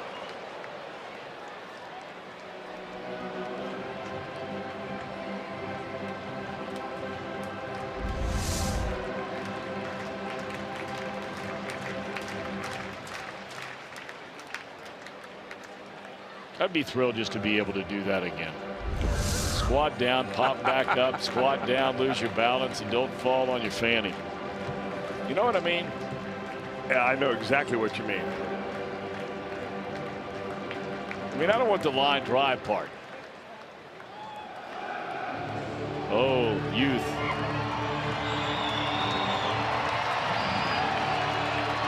What do you think? You know Hamilton's the fastest runner on the team. Can Peraza outrun Iglesias or the other way around? What would you say? I don't know. I haven't seen Iglesias running. I'll tell you one thing right now, though. I'm not so sure in a 100-meter dash that Aroldis Chapman couldn't have outrun any of them.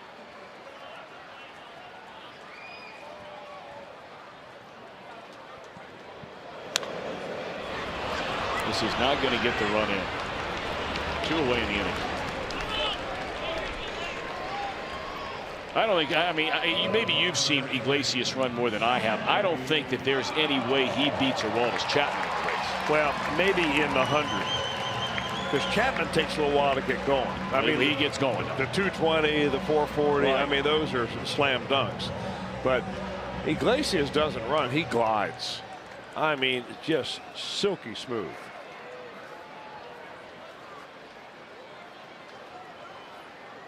Yeah, you can tell he's an athlete. All right, now up to Joey Votto. Infield backs up. They put the big shift on Votto. Second baseman playing in shallow right field. Should note really that in this lineup today, Brian Price has lefty-lefty, Votto and Schebler back-to-back. Brewers really have no left-handed answer down in the bullpen to go to.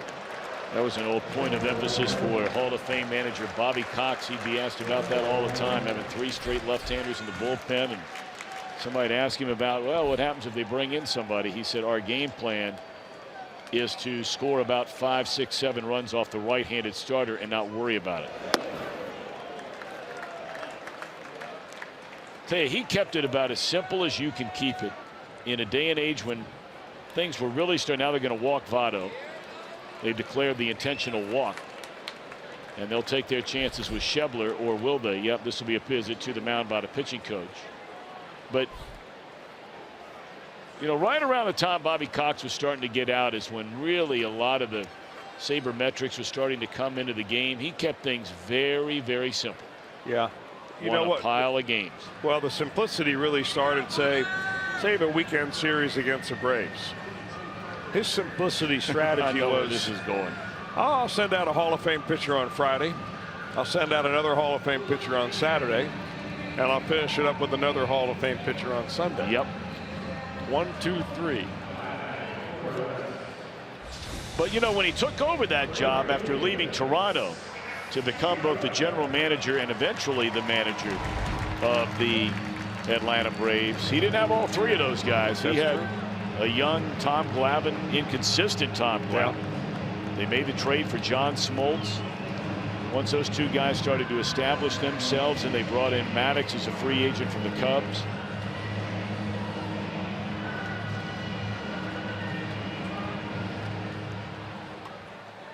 So now Schebler. Runners on the corners with 2 outs in a 3-3 game. Ball 1. Schebler in the driver's seat right here. I mean, he's had a home run and a walk off of Zach Davies. So Davies really not sure right now how to get Schebler out.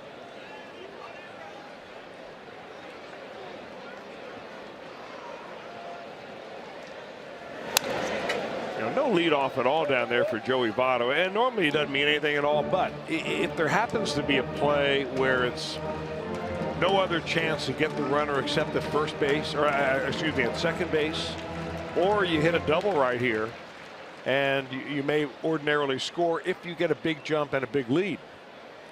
You just can't take anything for granted.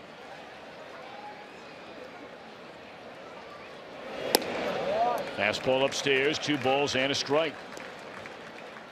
So home run back in the 2nd inning by Schebler into the first row of the seats in right center field.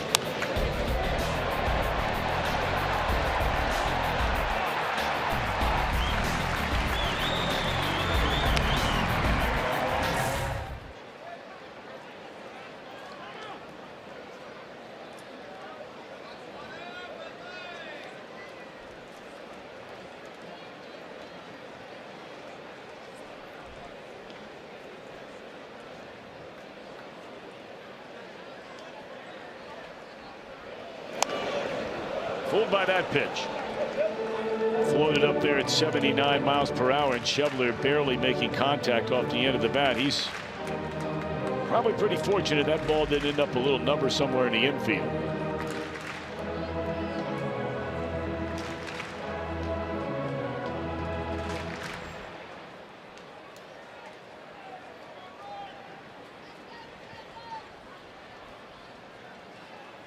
Runners at first and third. 2 outs, 2 balls, 2 strikes. Davies against Schebler.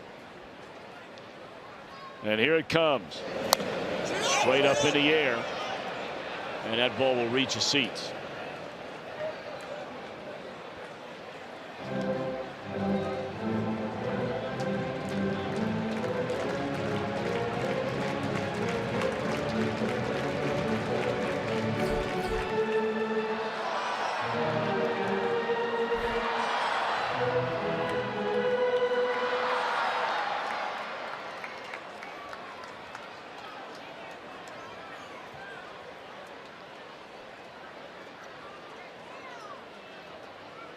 One more time, a 2-2 pitch to Schebler.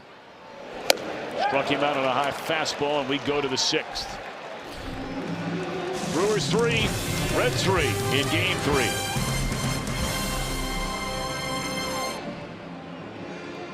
Continue to educate people about what he did, not only for the game of baseball, but for the civil rights movement throughout not only the United States, but the world. He opened up so many doors and paved so many paths for people to do things that we get a chance to experience today. This is amazing. This is all thankful to Jackie Robinson. He was admired by so many, not just for what he was able to do on a baseball field, but far more for his character. I mean, you go back and you read some of the letters that were written to Jackie Robinson, some of the things that were done to him, some of the things that were said to him as he was making his way up through, the Negro Leagues, but then naturally once he became a Brooklyn Dodger. It's hard to believe there was a period in our country where that kind of thing happened, and not to suggest there aren't some circles or dark corners anyway where those same things exist today. You'd be foolish to think they don't, on both sides really, or multiple sides. But he was a man of such incredible character and strength and fortitude. There's a fly ball into left center field. He didn't hit it that well, and that ball ends up off the wall. Boy, that was hit off the end of the bat, it looked like, by Perez. I'm telling you, that is the jet stream part of this ballpark. That little gap there between the left field bleachers and the batter's eye, right over the Reds bullpen. If it gets into that slot, wow, does it really go? I mean, you got the flags blowing big time out here. Although, you got to say that Iglesias provided the elevation.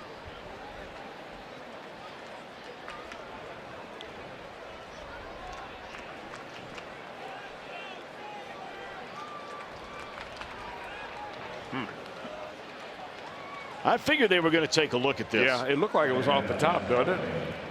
It's so hard to tell sometimes.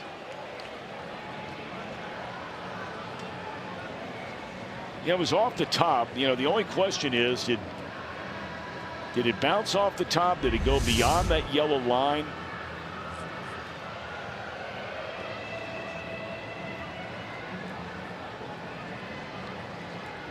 The crew chief is Gary Cederstrom. He's a third base umpire, and he will go take a look at it with the home plate umpire Eric Cooper.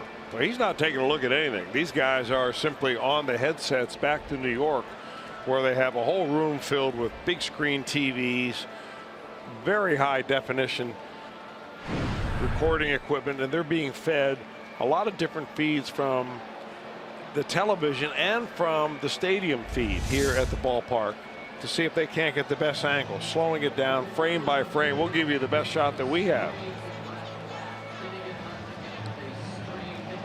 Did it hit back beyond the yellow line, I guess is the question. By the way, we just received words from the Reds clubhouse. It was an injury which forced Brandon Finnegan to leave this game. They are calling it a strained left lat. Oh, that's not good. That is a muscle that runs basically from up underneath your shoulder, well, down your side. That was an injury that Johnny Cueto had sustained a couple of different times when he was here with the Reds. I don't know I guess when you say strain or sprain, it's all a matter of what the severity is. So let's hope that he's going to be okay. That's too bad, an injury to happen to Finnegan.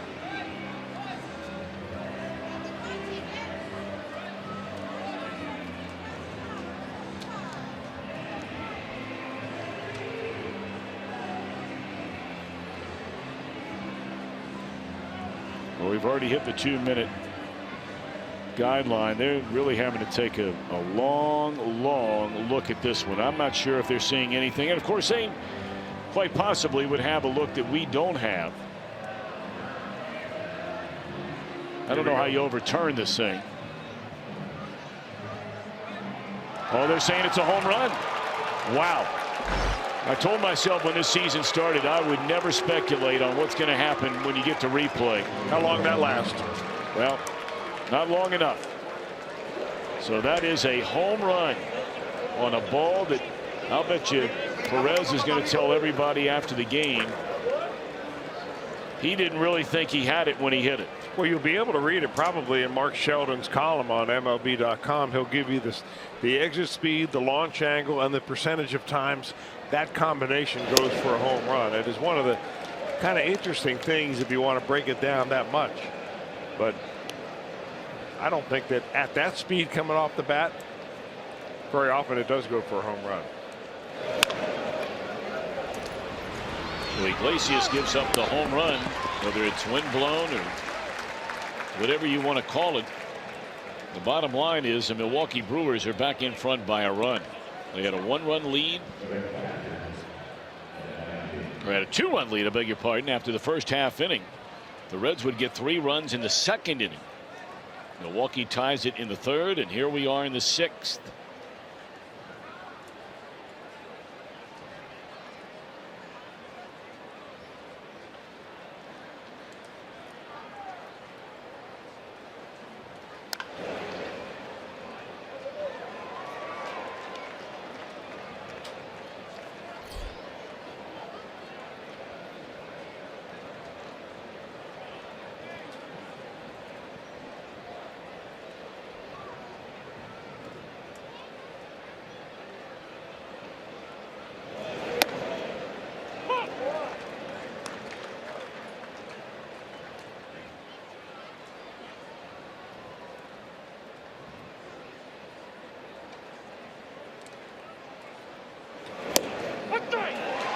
Strike 3.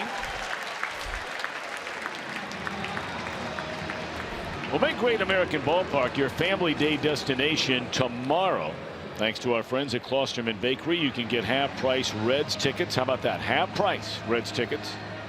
We'll have mascot races. The face painters will be back. We'll have games and so much more. Tomorrow, kids 14 and younger get a Adam Duvall Fathead thanks to Ace Hardware. For tickets, visit Reds.com.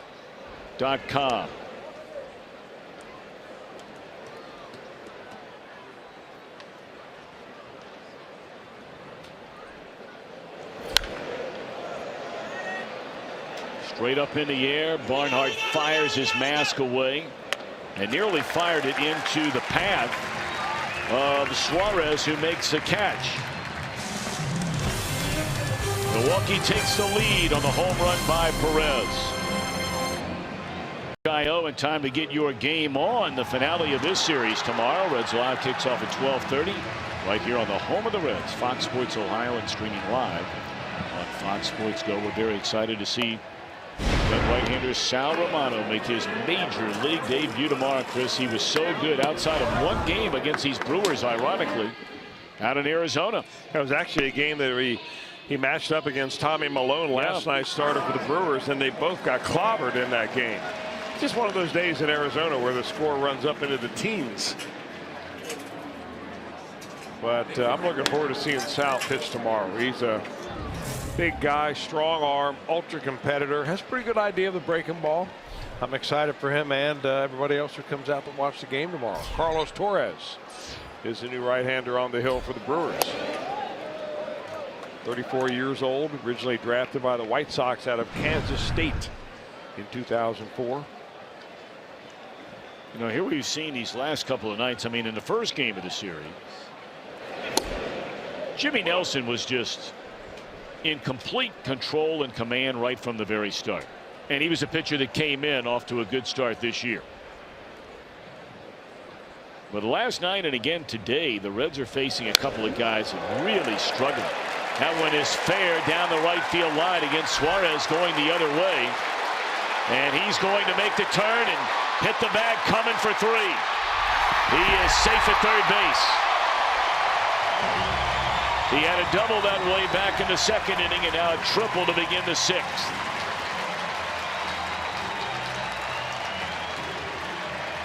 Boy, I like this kind of hitting. You know, we showed you that graphic of the hits by direction for Eugenio Suarez, and this is his 8th hit of the year that goes into right field. Not all of them down the right field corner like this, but when you hit it down there, you go ahead and get on your horse because you can run for days. Chugging on around second into third. Zach Davies is backing up that play as the ball got by the third baseman. Tell you, the other guy who was backing up that play was Ryan Braun. That was impressive. Came all the way from left field. He was standing behind the third base bag as a backup guy.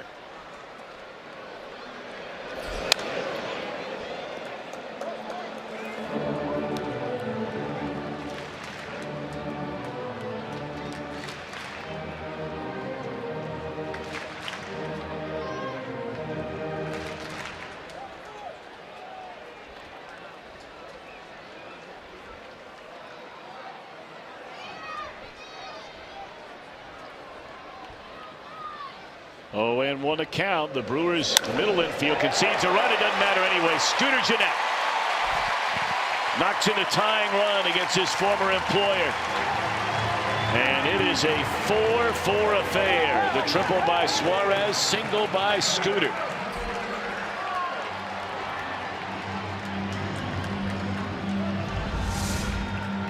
Well, this startles Torres as the ball goes right by his glove. I mean, you can kind of see him flinch, and why not? A bullet through the box.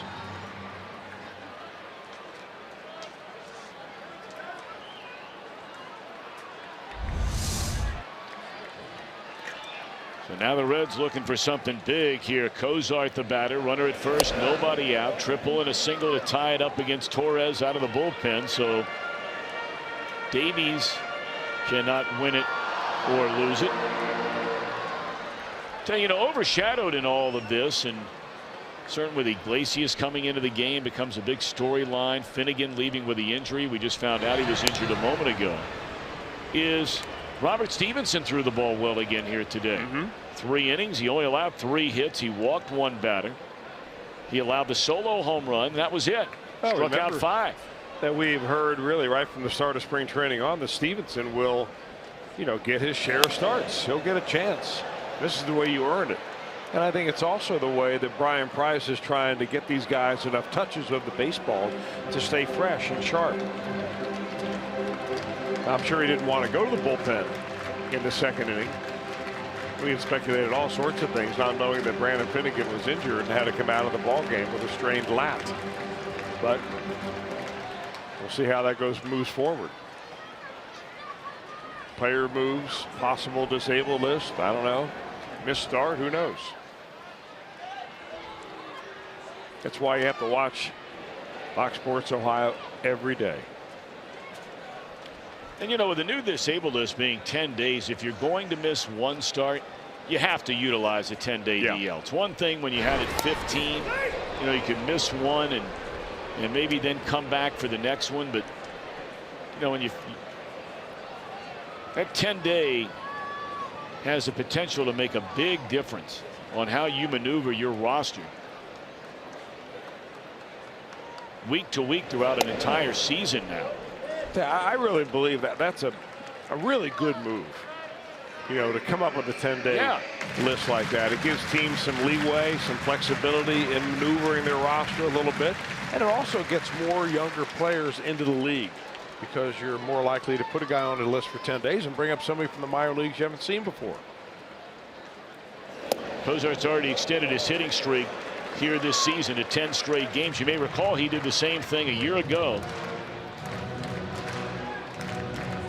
since the great Curt Flood in '67 and '68. Cozart, the first major league player with back-to-back seasons to start with a 10 or more game hitting streak. There's ball 4. Now, he's had nothing but trouble since he's come into the ball game. I'm talking about the Brewers reliever Carlos Torres. You know, this is definitely the Achilles heel of the Brewers.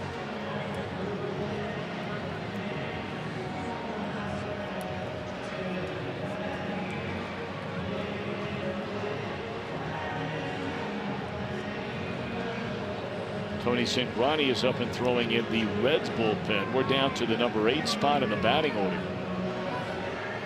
And you have once again Jesse Winker in the on-deck circle. Craig Counsell taking a look at his lineup card, perhaps even the Reds lineup card. Trying to think right alongside with Brian Price on the other side of the field.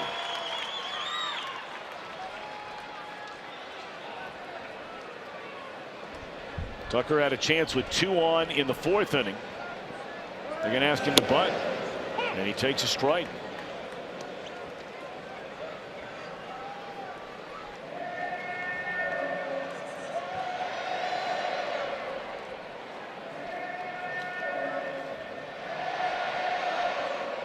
Barnhart had a pair of sacrifices a season ago, 2 the year before that. So he is more than capable of advancing the runners with a bunt should they ask him to do so. He took the first pitch right down the middle. Can't do it any better than that. Perfectly done by Barnhart. Let's check in downstairs with Jim Day as Jesse Winker makes his way to the plate. Last night, making his major league debut, striking out in the 9th. He told me today that when he was in the on-deck circle, he couldn't help but look around the ballpark and take the moment in. And on his way back to looking around, he spotted his parents in the crowd and got a little emotional about it. He admitted it was in his head a little bit. He struck out in that appearance last night. He said, "I'm glad to have it behind me. Now I could just go play ball." And a big situation here.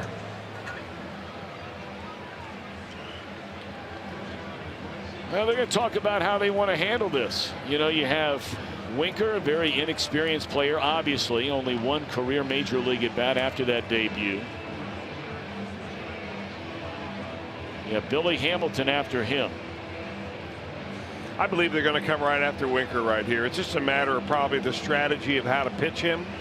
I don't think they plan on bringing up Hamilton with a runner on, with bases loaded and only 1 out and expect a double play ball. That doesn't usually happen to Billy. So that's why Winker really coming out of the on-deck circle. He's not used to being a pinch hitter, but he's got to be ready to swing at the first pitch he sees in this at bat. If he likes the fastball and it's in the spot of the zone that he wants, go ahead and let it rip. This is not an eye test. Infield in. Winker, his 2nd career plate appearance. And a looper into left field. It's going to fall a hit. And it rolls by Braun, and 2 runs will score.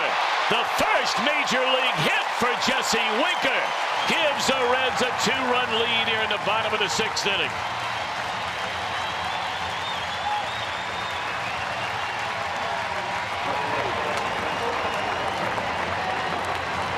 Congratulations, young man. What a feeling it must be, and look at that smile.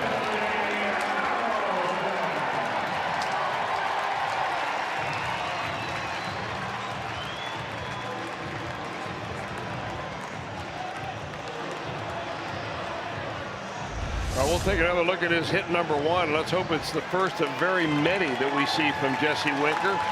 Looks like a line drive in my book. It falls in front of Ryan Braun, and it has a lot of spin on it. And it spins right away from Braun with that hop, and that allows a couple of runs to come in to score. And the Reds lead by 2.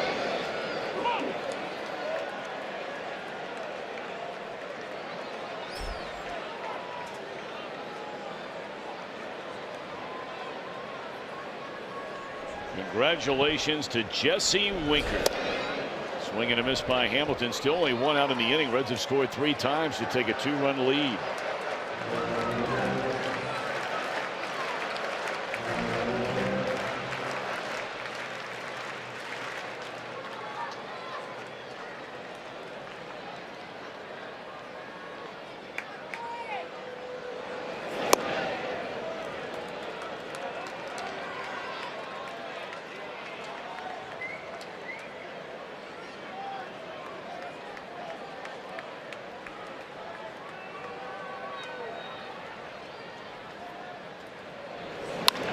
Ground ball to right side. And VR will throw out Hamilton. That's a second out of the inning.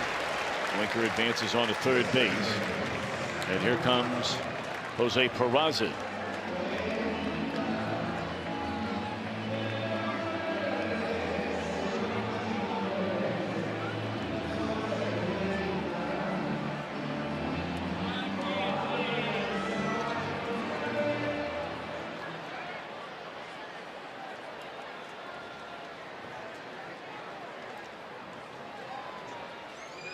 Peraza left a runner at third. You may remember with one out in the fifth inning, came up there after a leadoff double by Iglesias. Hamilton bunting Rysell down to third. Brewers brought their infield in. Peraza fell behind quickly 0-2. And then on a 1-2 pitch, just hit a slow roller right at the first baseman. Was unable to get the run home. 0 for 3 today.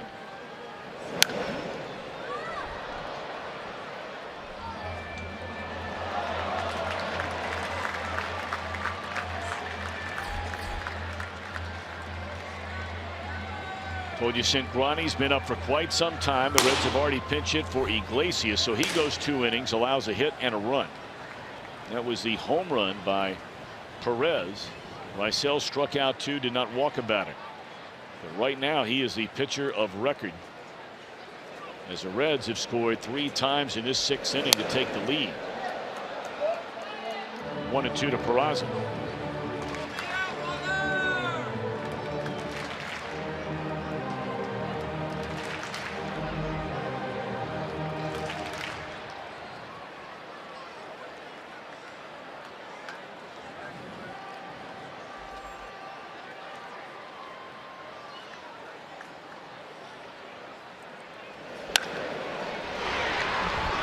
Right at his counterpart, and that's all.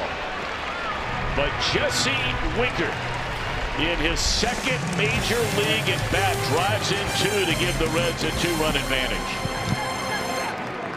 All your Reds, they take on the defending world champion Chicago Cubs. That'll begin this coming Friday night, April the 21st through the 23rd. Presented by Sour Patch Kids. Catch all the action for as low as $12. Go to Reds.com. for ticket information. That'll be a big time series with the Cubbies coming in. Right now the Reds just slightly in the early couple of weeks of this season, a half game better than Joe Madden's team in the National League Central, and now the Reds have a lead at 6-4. We go to the 7th, and taking over on the mound, Chris, is left-hander Tony Cingrani. He's the 4th pitcher of the day for Brian Price.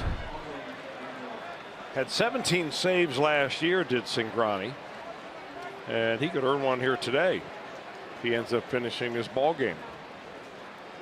Don't know how Brian Price is going to play it here on out, but with a 2-run lead, the left-hander takes over.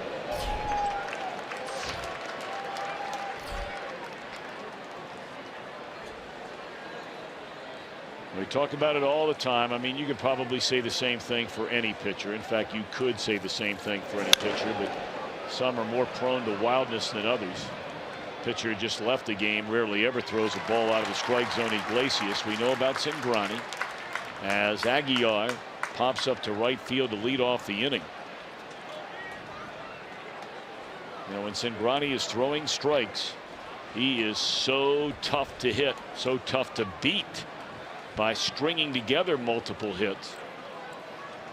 Where he gets himself in trouble naturally is when you mix in a hit or two along with 2 or 3 walks.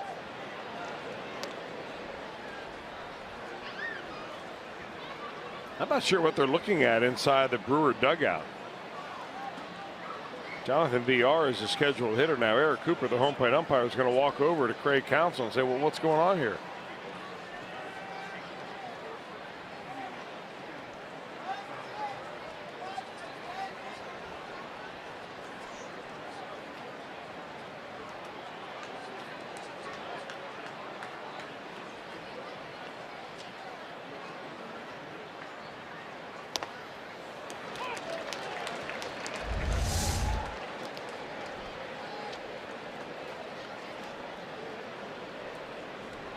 Perhaps they thought that Yep. was not a catch.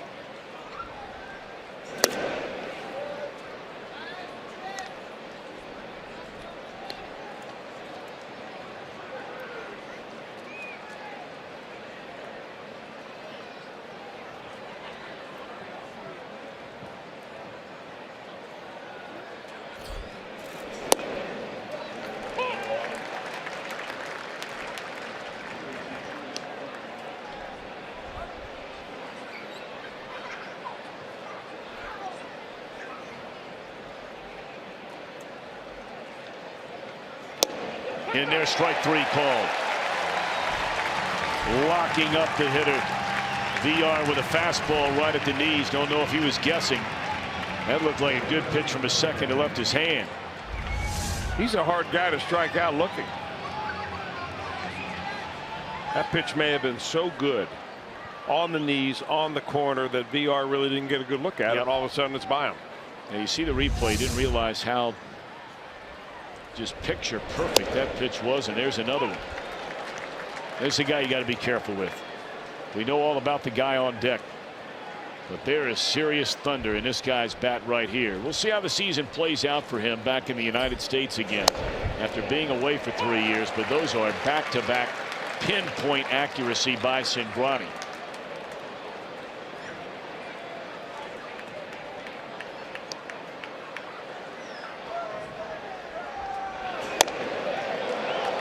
He thought it was 3 in a row.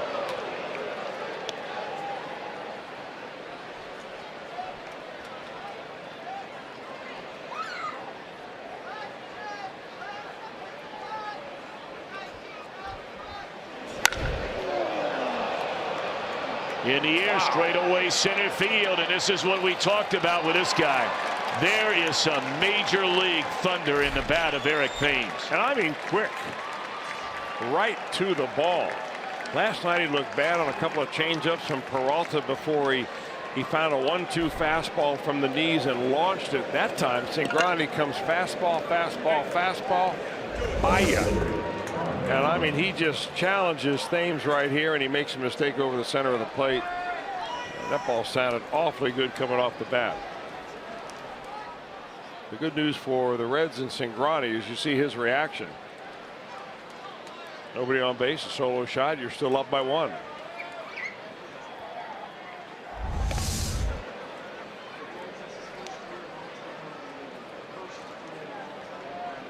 You know, the scouting reports haven't gone out on him yet, but he looks pretty doggone good to me. And they say he is one of the better teammates you can ever have.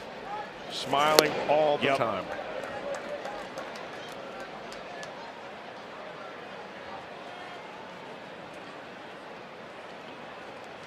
First time in a major league game he's hit more than 1 home run in a game.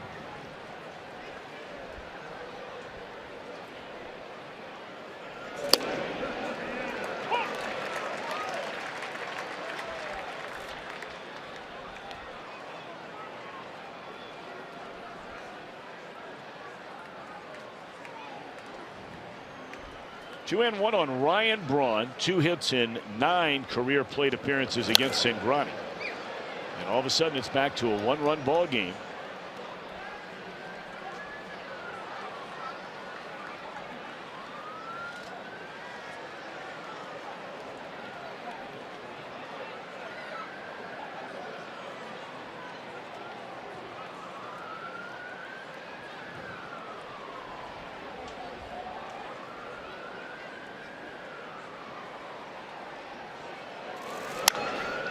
Hooked down the left field line towards the corner, and that is a fair ball. Well, these Brewers just keep coming at you. It's a good middle of the lineup. Really good. Of course, any middle of the lineup that has a healthy Ryan Braun in it is going to be dangerous. That ball right on the chalk line.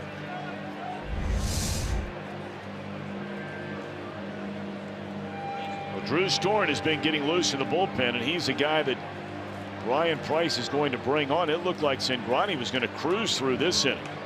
But then he tried to challenge Thames with that fastball, and he launches one to the lawn in center field. Braun follows with a double. And here comes Storen to try and put out the fire in the Milwaukee 7th. This is our skyline call to the bullpen. Is presented by authority of the Cincinnati Reds. It may not be reproduced or retransmitted in any form, and the accounts and descriptions of this game may not be disseminated without the express written consent of the Cincinnati Reds. Drew Storen on to face Domingo Santana with the tying run out at second base. A home run in this Milwaukee 7th inning, and it's a one-run game. Storen, 99 career saves for this Brownsburg, Indiana native. The overwhelming majority of those coming as a Washington National. He has one save as a Red. First year with the team. Runner at second is a tying run.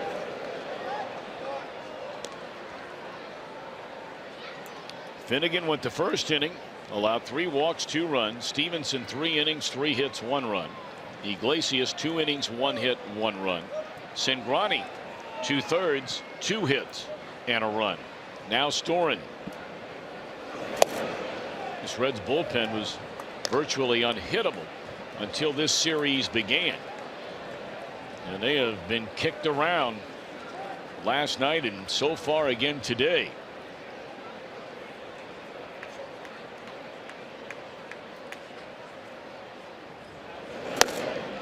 And it's not like any one pitcher has been beat up out of the Reds bullpen in this game.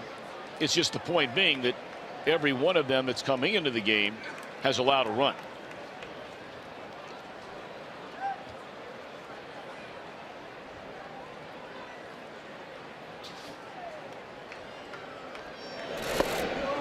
Bottom fell out of that pitch. I think they really like that, as Brian Price liked the matchup of Storen and his breaking stuff against Santana rather than the fastball of Cingrani. Although I still believe when Cingrani throws that 4-seamer around the letters, that is his most effective spot. That'll be for another time for you and I to get into that whole Tony Cingrani story. There's ball 4. Couldn't get him to chase. You just think back to Cingrani and what he did, and I'm talking about historically what he did as a rookie pitcher for the Reds as a starter, and how you hear all the time that you can't survive in the major leagues pitching up in the strike zone, that you have to get the ball down. Well, it was only 1 year, but he was remarkable throwing fastballs up in the strike zone. The second he started to try and get everything down a year later, never been the same guy. Line drive caught by Votto, and that will end the inning. Brewers strand 2. They stand and stretch in Cincinnati. Reds in front by a run.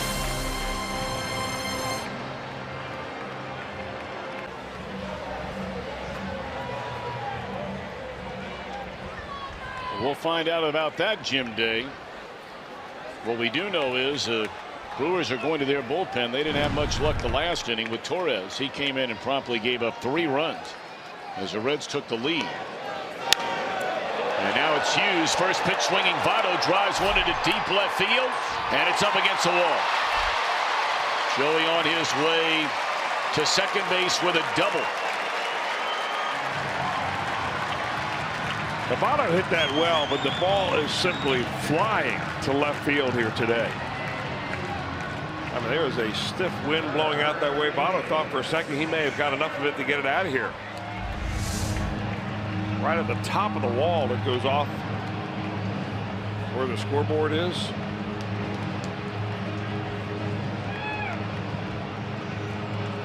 Well, Hughes comes into this ball game in the 7th inning, and he faces back-to-back left-handers with a right-hander, and then Jeanette coming up. That has been his bugaboo. He's had a very difficult time with lefties.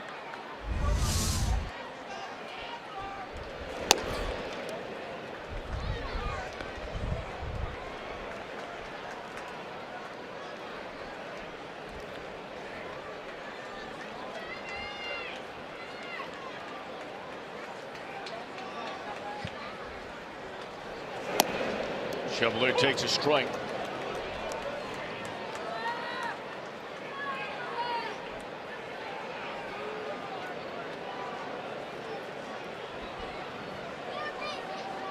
Bravado, that's his first hit of the afternoon. He's also been intentionally walked.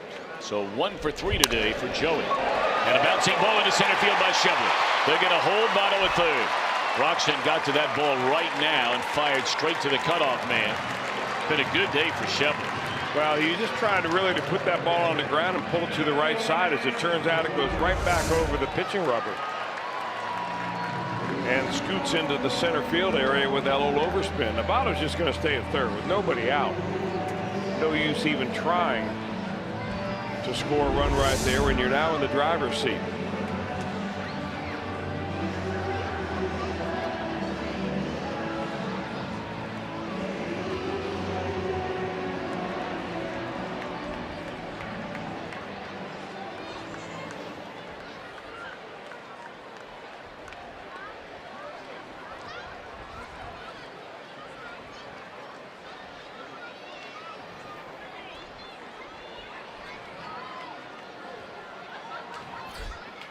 Now Suarez, runners on the corners.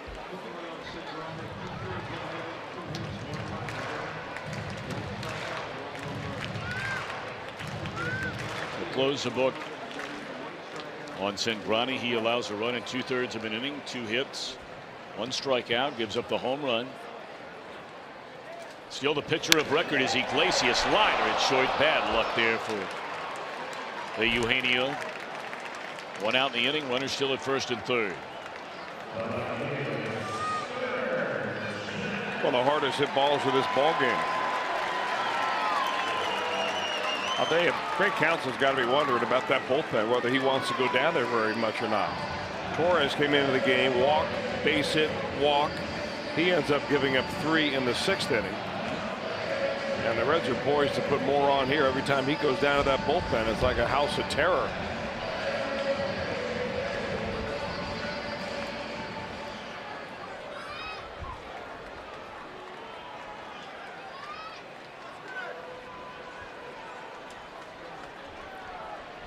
So now Scooter Gennett.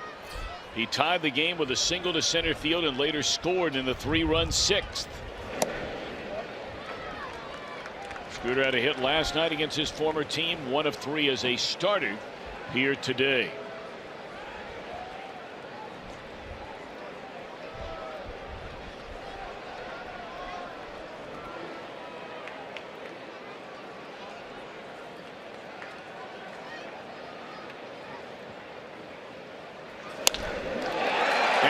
Hit by Gennett. He has knocked in 10 runs for the Reds now this season, and that's an RBI double. What a pickup this young man has turned out to be.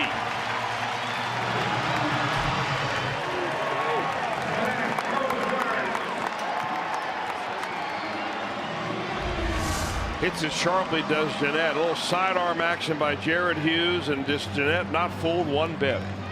Right over the head of the first baseman. He is now tied for 3rd in the league in runs batted in as Scooter Gennett. He has the most RBIs on the Reds team, and you got to remember now, coming into the game today, he had 21 at bats. The regular players, guys that are playing all the time, they're in the 41, 44, 45 at bat range. So he has 4 at bats today, 25 at bats on the season. Gennett has driven in 10 runs.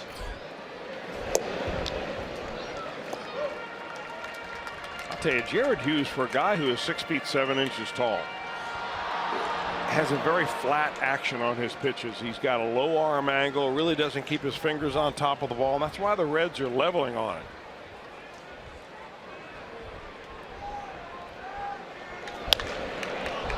Straight up in the air by Cozart. This will not play to another run in the inning.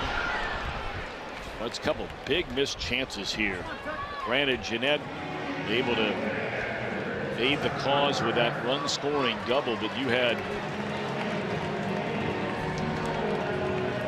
Runner at third, nobody out. Have some bad luck on the line drive by Suarez, and now Cozart with a golden chance. Second and third, they pitch to him with one out in the inning, and you pop it up. It's missing a chance to really kick down the door. The Brewers are still within 2 runs, and we're just in the 7th inning. Well, they're going to walk Barnhart and Adam Duvall coming into the on-deck circle. Nope.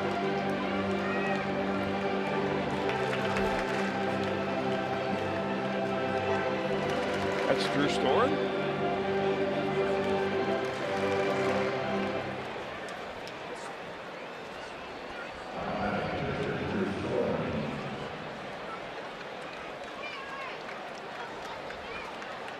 Well, you know, you look at the way the Reds have been forced because of very, very mediocre starting pitching outside of, you know, 1 game by Finnegan and certainly the 2 games by Amir Garrett. But you know, they get 5 innings out of their starter last night. They had the 2 games in Pittsburgh where they got 4 innings one day, 2 innings another day. Last night used Cody Reed for 2, Lorenzen for a very long inning. Now only 2/3 for Blake Wood, who wound up losing the game, and a third by Peralta. But the night before that, you had Aston here for 2 innings. You used Storen for an inning there. And you've got to play tomorrow before you have another off day.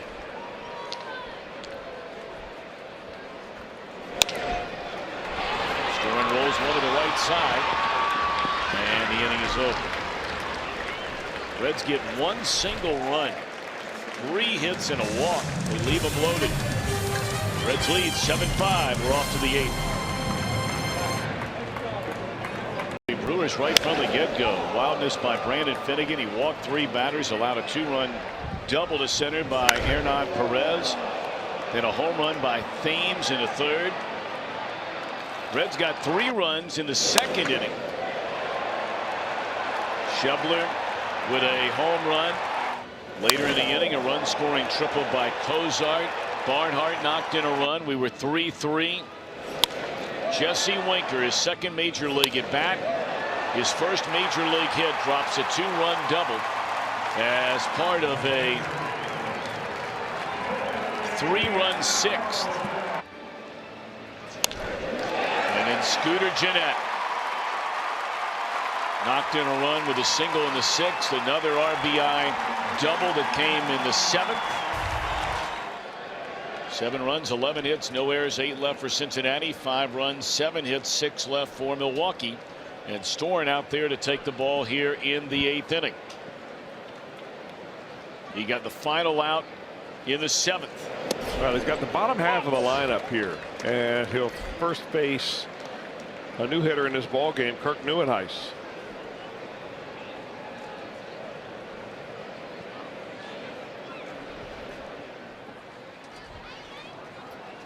Seen Neuenhuis the last couple of seasons with this Brewers team. We saw him originally as a New York Met. Started a lot of games for this ball club last year.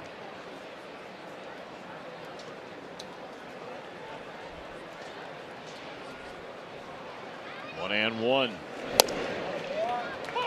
Reds are 6 outs away from trying to get their first win in this series, this being a 3rd game. They make a change in left field as Adam Duvall takes over out there for Scooter Gennett. Gennett had an excellent game offensively today, the first career game for him in left field. So in a 2-run game, they want their best defenders out there, and Duvall fits the bill. A lot of people think this guy is just a slugger. He has played far better than many would have ever thought since moving to the outfield.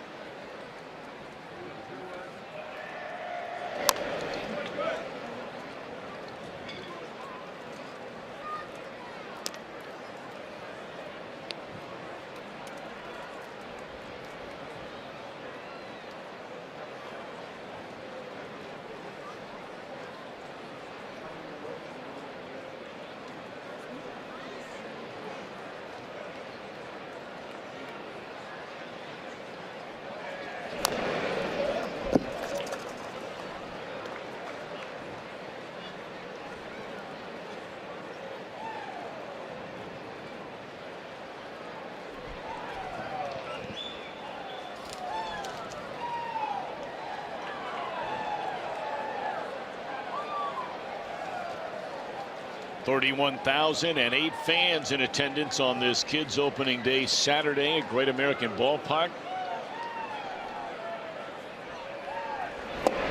On swinging is Neuenheist to open the 8th.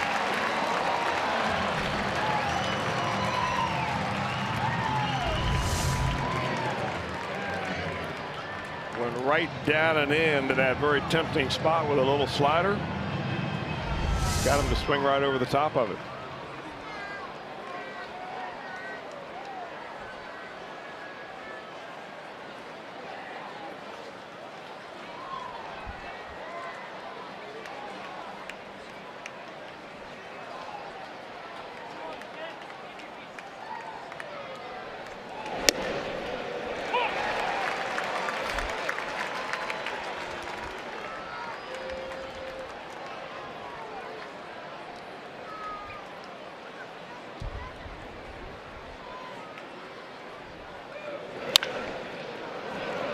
Gobbled up down at third. Dropped, but plenty of time to throw out the catcher, Bandy. Storen's taking care of the first 2 Brewers here in the 8th inning. Well, we were speculating, Chris, you and I were off the air. You know, what do you do for the final 3 outs? You probably don't leave Storen in for 2 1/3. We speculated, would it be Lorenz? And he had a long, ugly inning, the first one he's had all year long last night. He allowed 4 hits, 4 runs.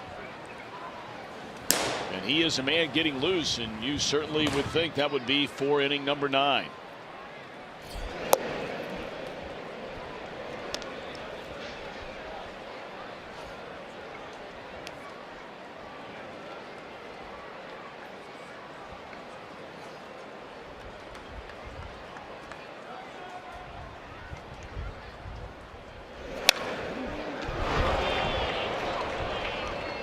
You know, the best laid plans in this theory the Reds have, you brought it up a little while ago, Chris, about their bullpen and using multiple innings. And I don't know if revolutionizing the bullpen is a proper term. It's been used to describe at least what the Reds are thinking about doing and are doing with their bullpen. But, you know, look, you can have the best laid plans, but if these starting pitchers don't begin to get deeper into games, it's not going to work no matter what your plan is, because whether it's injury with rookie Davis or today in Brandon Finnegan or just bad pitching. Well, that's been the downfall of bullpens the Reds have had in years past. Not necessarily last year's, because they started off injured. But if you're overexposed early in the year, you're out of gas by the time August rolls around. And there's no 2 ways about it.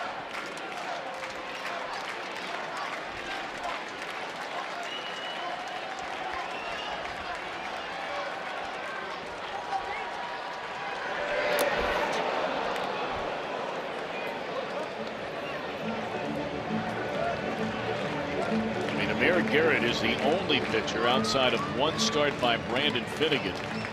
It's giving you some length in games. Feldman had a 6-inning stint. Arroyo the other night had a 6-inning stint. Gave up the 5 runs. Sal Romano will make his major league debut tomorrow. 2-2 pitch. Grounded foul. The breaking ball stayed a little too far inside, and Garcia fouls it away.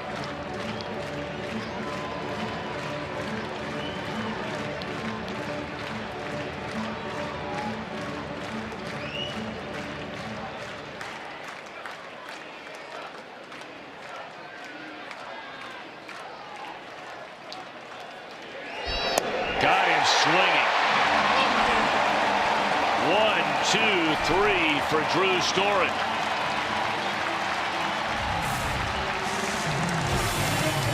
Well, drop down action there by Storen. Have a new Marvel themed ticket package. No, I thought it was Marvel. See, I told you this is something new. It's just called Marvel ticket package. For as low as $30, you can get a limited edition Marvel Rocket Raccoon bobblehead. So hurry. Quantities are available. Purchase the Marvel themed ticket package today at Reds.com/Marvel. It's marvelous. The item, by the way, only available with purchase of the Marvel ticket package. I'm going to say that. Marvelous job on that, Tom. Thank you. Those of you that have no idea what we're talking about, I said it was Marvell while we were in Pittsburgh. Not once. Not twice. And nobody had my back. That's the thing that bummed me out. Well, I told you after the game, I said, you, our producer Josh Hall, our director Roy Alfers, you know, Jim I really Day, thought that nobody had my back. I thought perhaps it was a brand new, something I'd never heard of.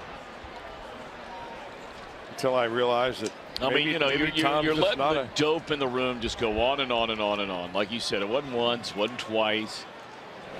The word marvel's only in that promo about 11 times in a paragraph. Well, and Josh Hall's silent now down in the truck. Our director today is Brian Hunterman.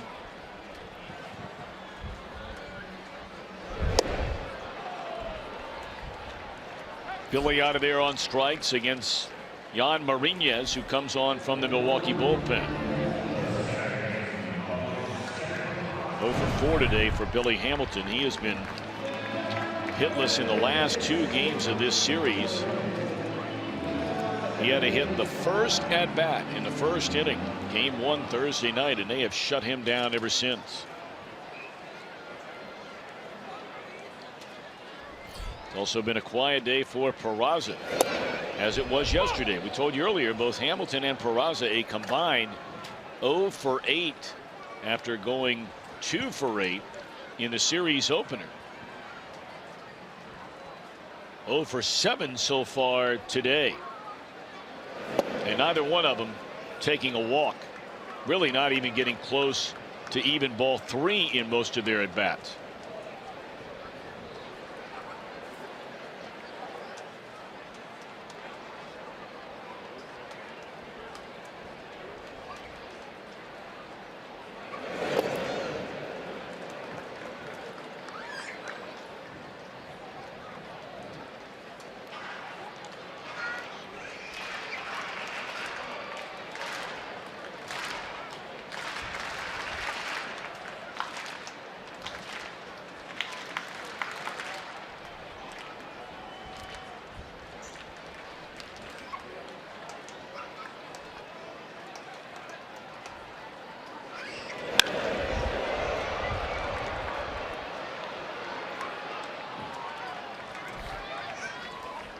We'll follow each and every Reds game right here on Fox Sports Ohio. And then afterwards, stick around for Reds Live. We call it brought to you by Performance Kings Honda.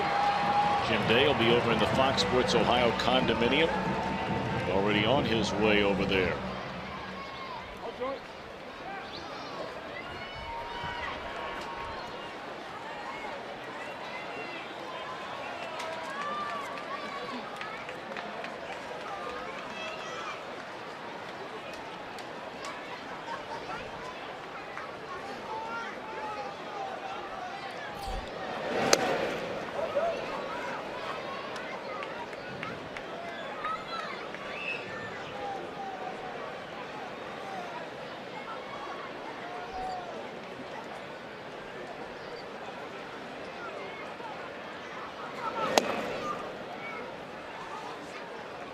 Joey Votto 1 hit in 3 at-bats. He's also been intentionally walked. He sparked the run-scoring 7th inning, leading things off with a double off the left center field wall. Wound up scoring on the double from Scooter Gennett.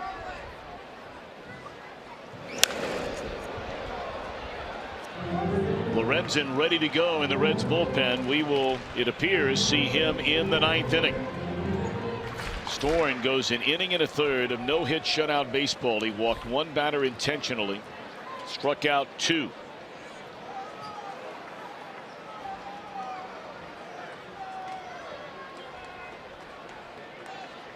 Actually, that was not an intentional walk. That's when he tried to get the batter Santana to chase that pitch down and away on a 3-2 pitch. So I beg your pardon. That was actually just a straight up walk.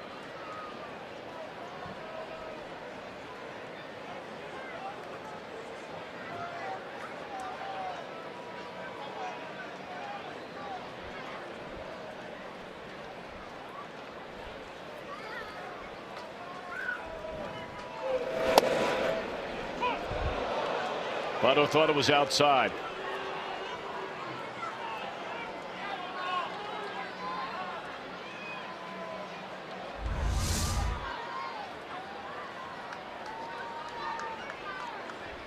It's because it was.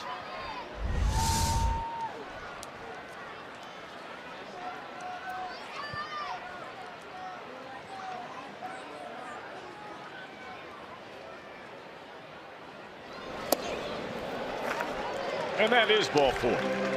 So Votto draws a 2-out walk.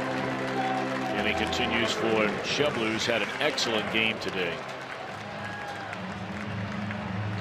Hit a home run to right field in the 2nd inning, his 3rd of the year. Drew a walk in the 4th, struck out in the 5th. And then singled behind Votto's double in the 7th. A 2-hit day.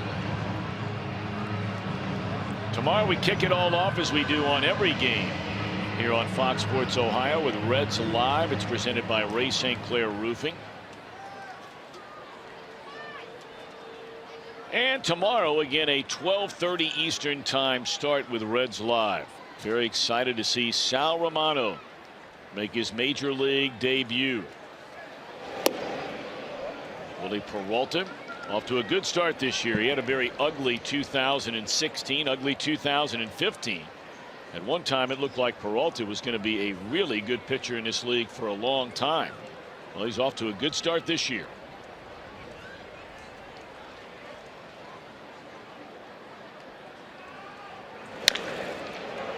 Tapper, and they'll get the force out to retire the side. So here we go. Number 9 spot, then the top of the order. Thames to up 3rd. Lorenzen to try and nail it down out of the Reds bullpen. On the golf course and inside the golf zone with our buddy Jimmy Hamlin, presented by Varmint Guard. The golf zone tees off Sunday night following Game 3 of the Blue Jackets and Penguins on Fox Sports Ohio and streaming live on Fox Sports Go. All righty, Mr. Welsh, here we go. Now Michael Lorenzen was touched up for the first time this young season in the game last night. In 1 inning allowed 4 runs. He drilled a batter, the 2nd batter of the inning, and then allowed a double, RBI single, a 2-run triple, and an RBI single to the man who will bat 3rd here in the inning in Thames. Well, you want to make sure nobody's on in a 2-run lead in front of Thames. Already a pair of home runs in this game. Now here's a guy that got Lorenzen for the 2-run triple in the game last night. I think, Tom, the 2 most important qualities for a short reliever are good stuff and command, and a short memory. Because it doesn't matter one bit what you did yesterday, whether you gave up 10 runs in a 1/3 of an inning or whether you struck out the side on 9 pitches. It only matters what you're going to do right here with a 2-run lead and 3 outs to get. He's trying to get their first win in this series, this being the 3rd game with 1 more to go tomorrow.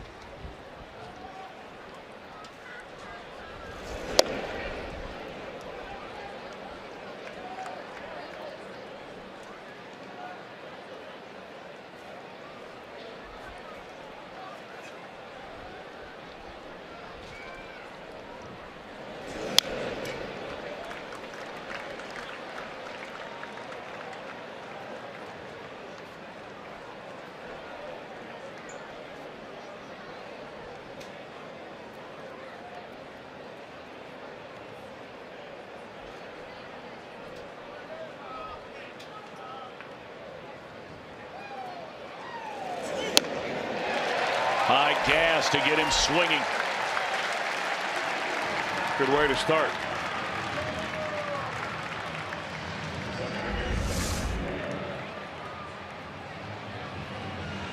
Actually, that looked like a high cutter right there. That, you know, sometimes when you throw a cutter up in the air like that, it just doesn't have a tendency to sink at all. It just stays high.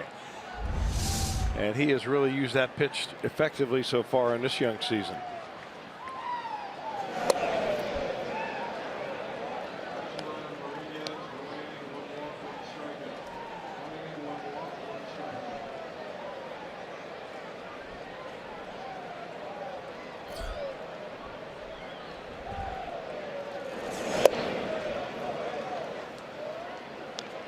2-0 the count on VR. You have the slugger Thames, or budding slugger anyway. He was a slugger in Korea, as we've talked about through the last 3 days of this series. Today, the first time as a major leaguer. Thames has hit 2 home runs in a game. 2-1 on VR. He walked his first time up, was picked off second base. That could have been a huge first inning for the Brewers had Finnegan not picked this guy off at second base. And since then, he has struck out 3 times. 2-1 to VR. Milwaukee fans ought to be welcoming him home big time. He is the first Milwaukee Brewer ever to hit 5 home runs in the first 10 games.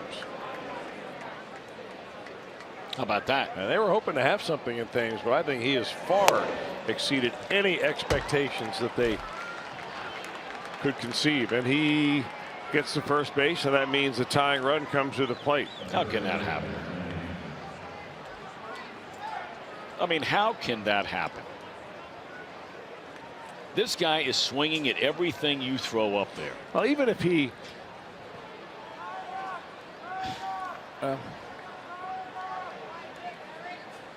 you got a guy who has struck out already this season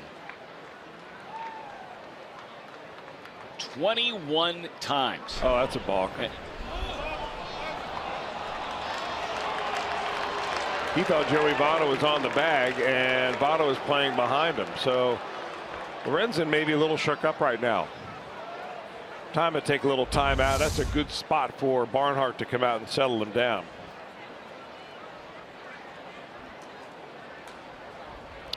See, Votto is playing well behind the bag right here. So,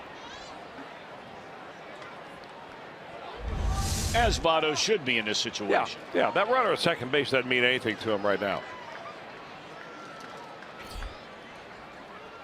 All right, let's see if Lorenzen can get down to business after a walk to bring a guy to the plate who, as Chris just mentioned, already has 5 home runs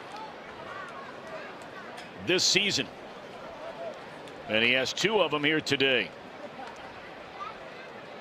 He walked and scored in the first inning, home run to right in the third, and a long blast to straightaway center field in the 7th.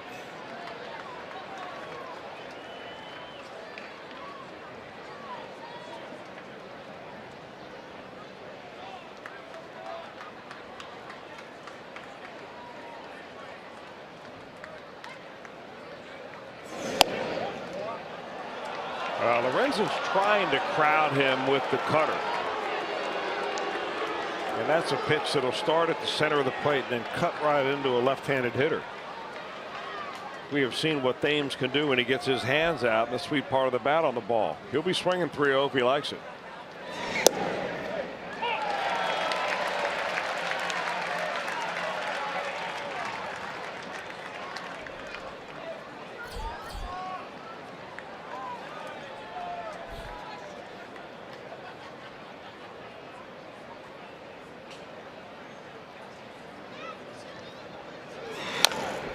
Tapper to the right side, and that'll be the second out.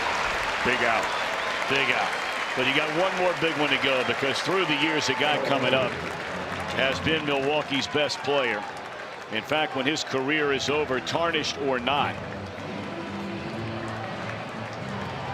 when his career is over, he might go down as the greatest player in Brewers franchise history, statistically anyway. Some will tell you that, you know, they thought Yount was a better player, Molitor a better player, et cetera, et cetera. But the numbers in this guy, he's going to be first in everything. He might be the first in everything and the last to get in the Hall of Fame. Very well said.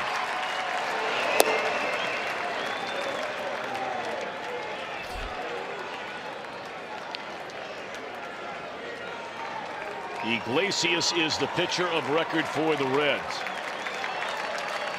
Torres for Milwaukee. And Lorenzen trying to save it. Liner into right. Game over, and the Reds win. Reds win. 7-5 is the final. Hard hit ball, but Lorenzen takes care of business in the ninth, and the Reds needed that one.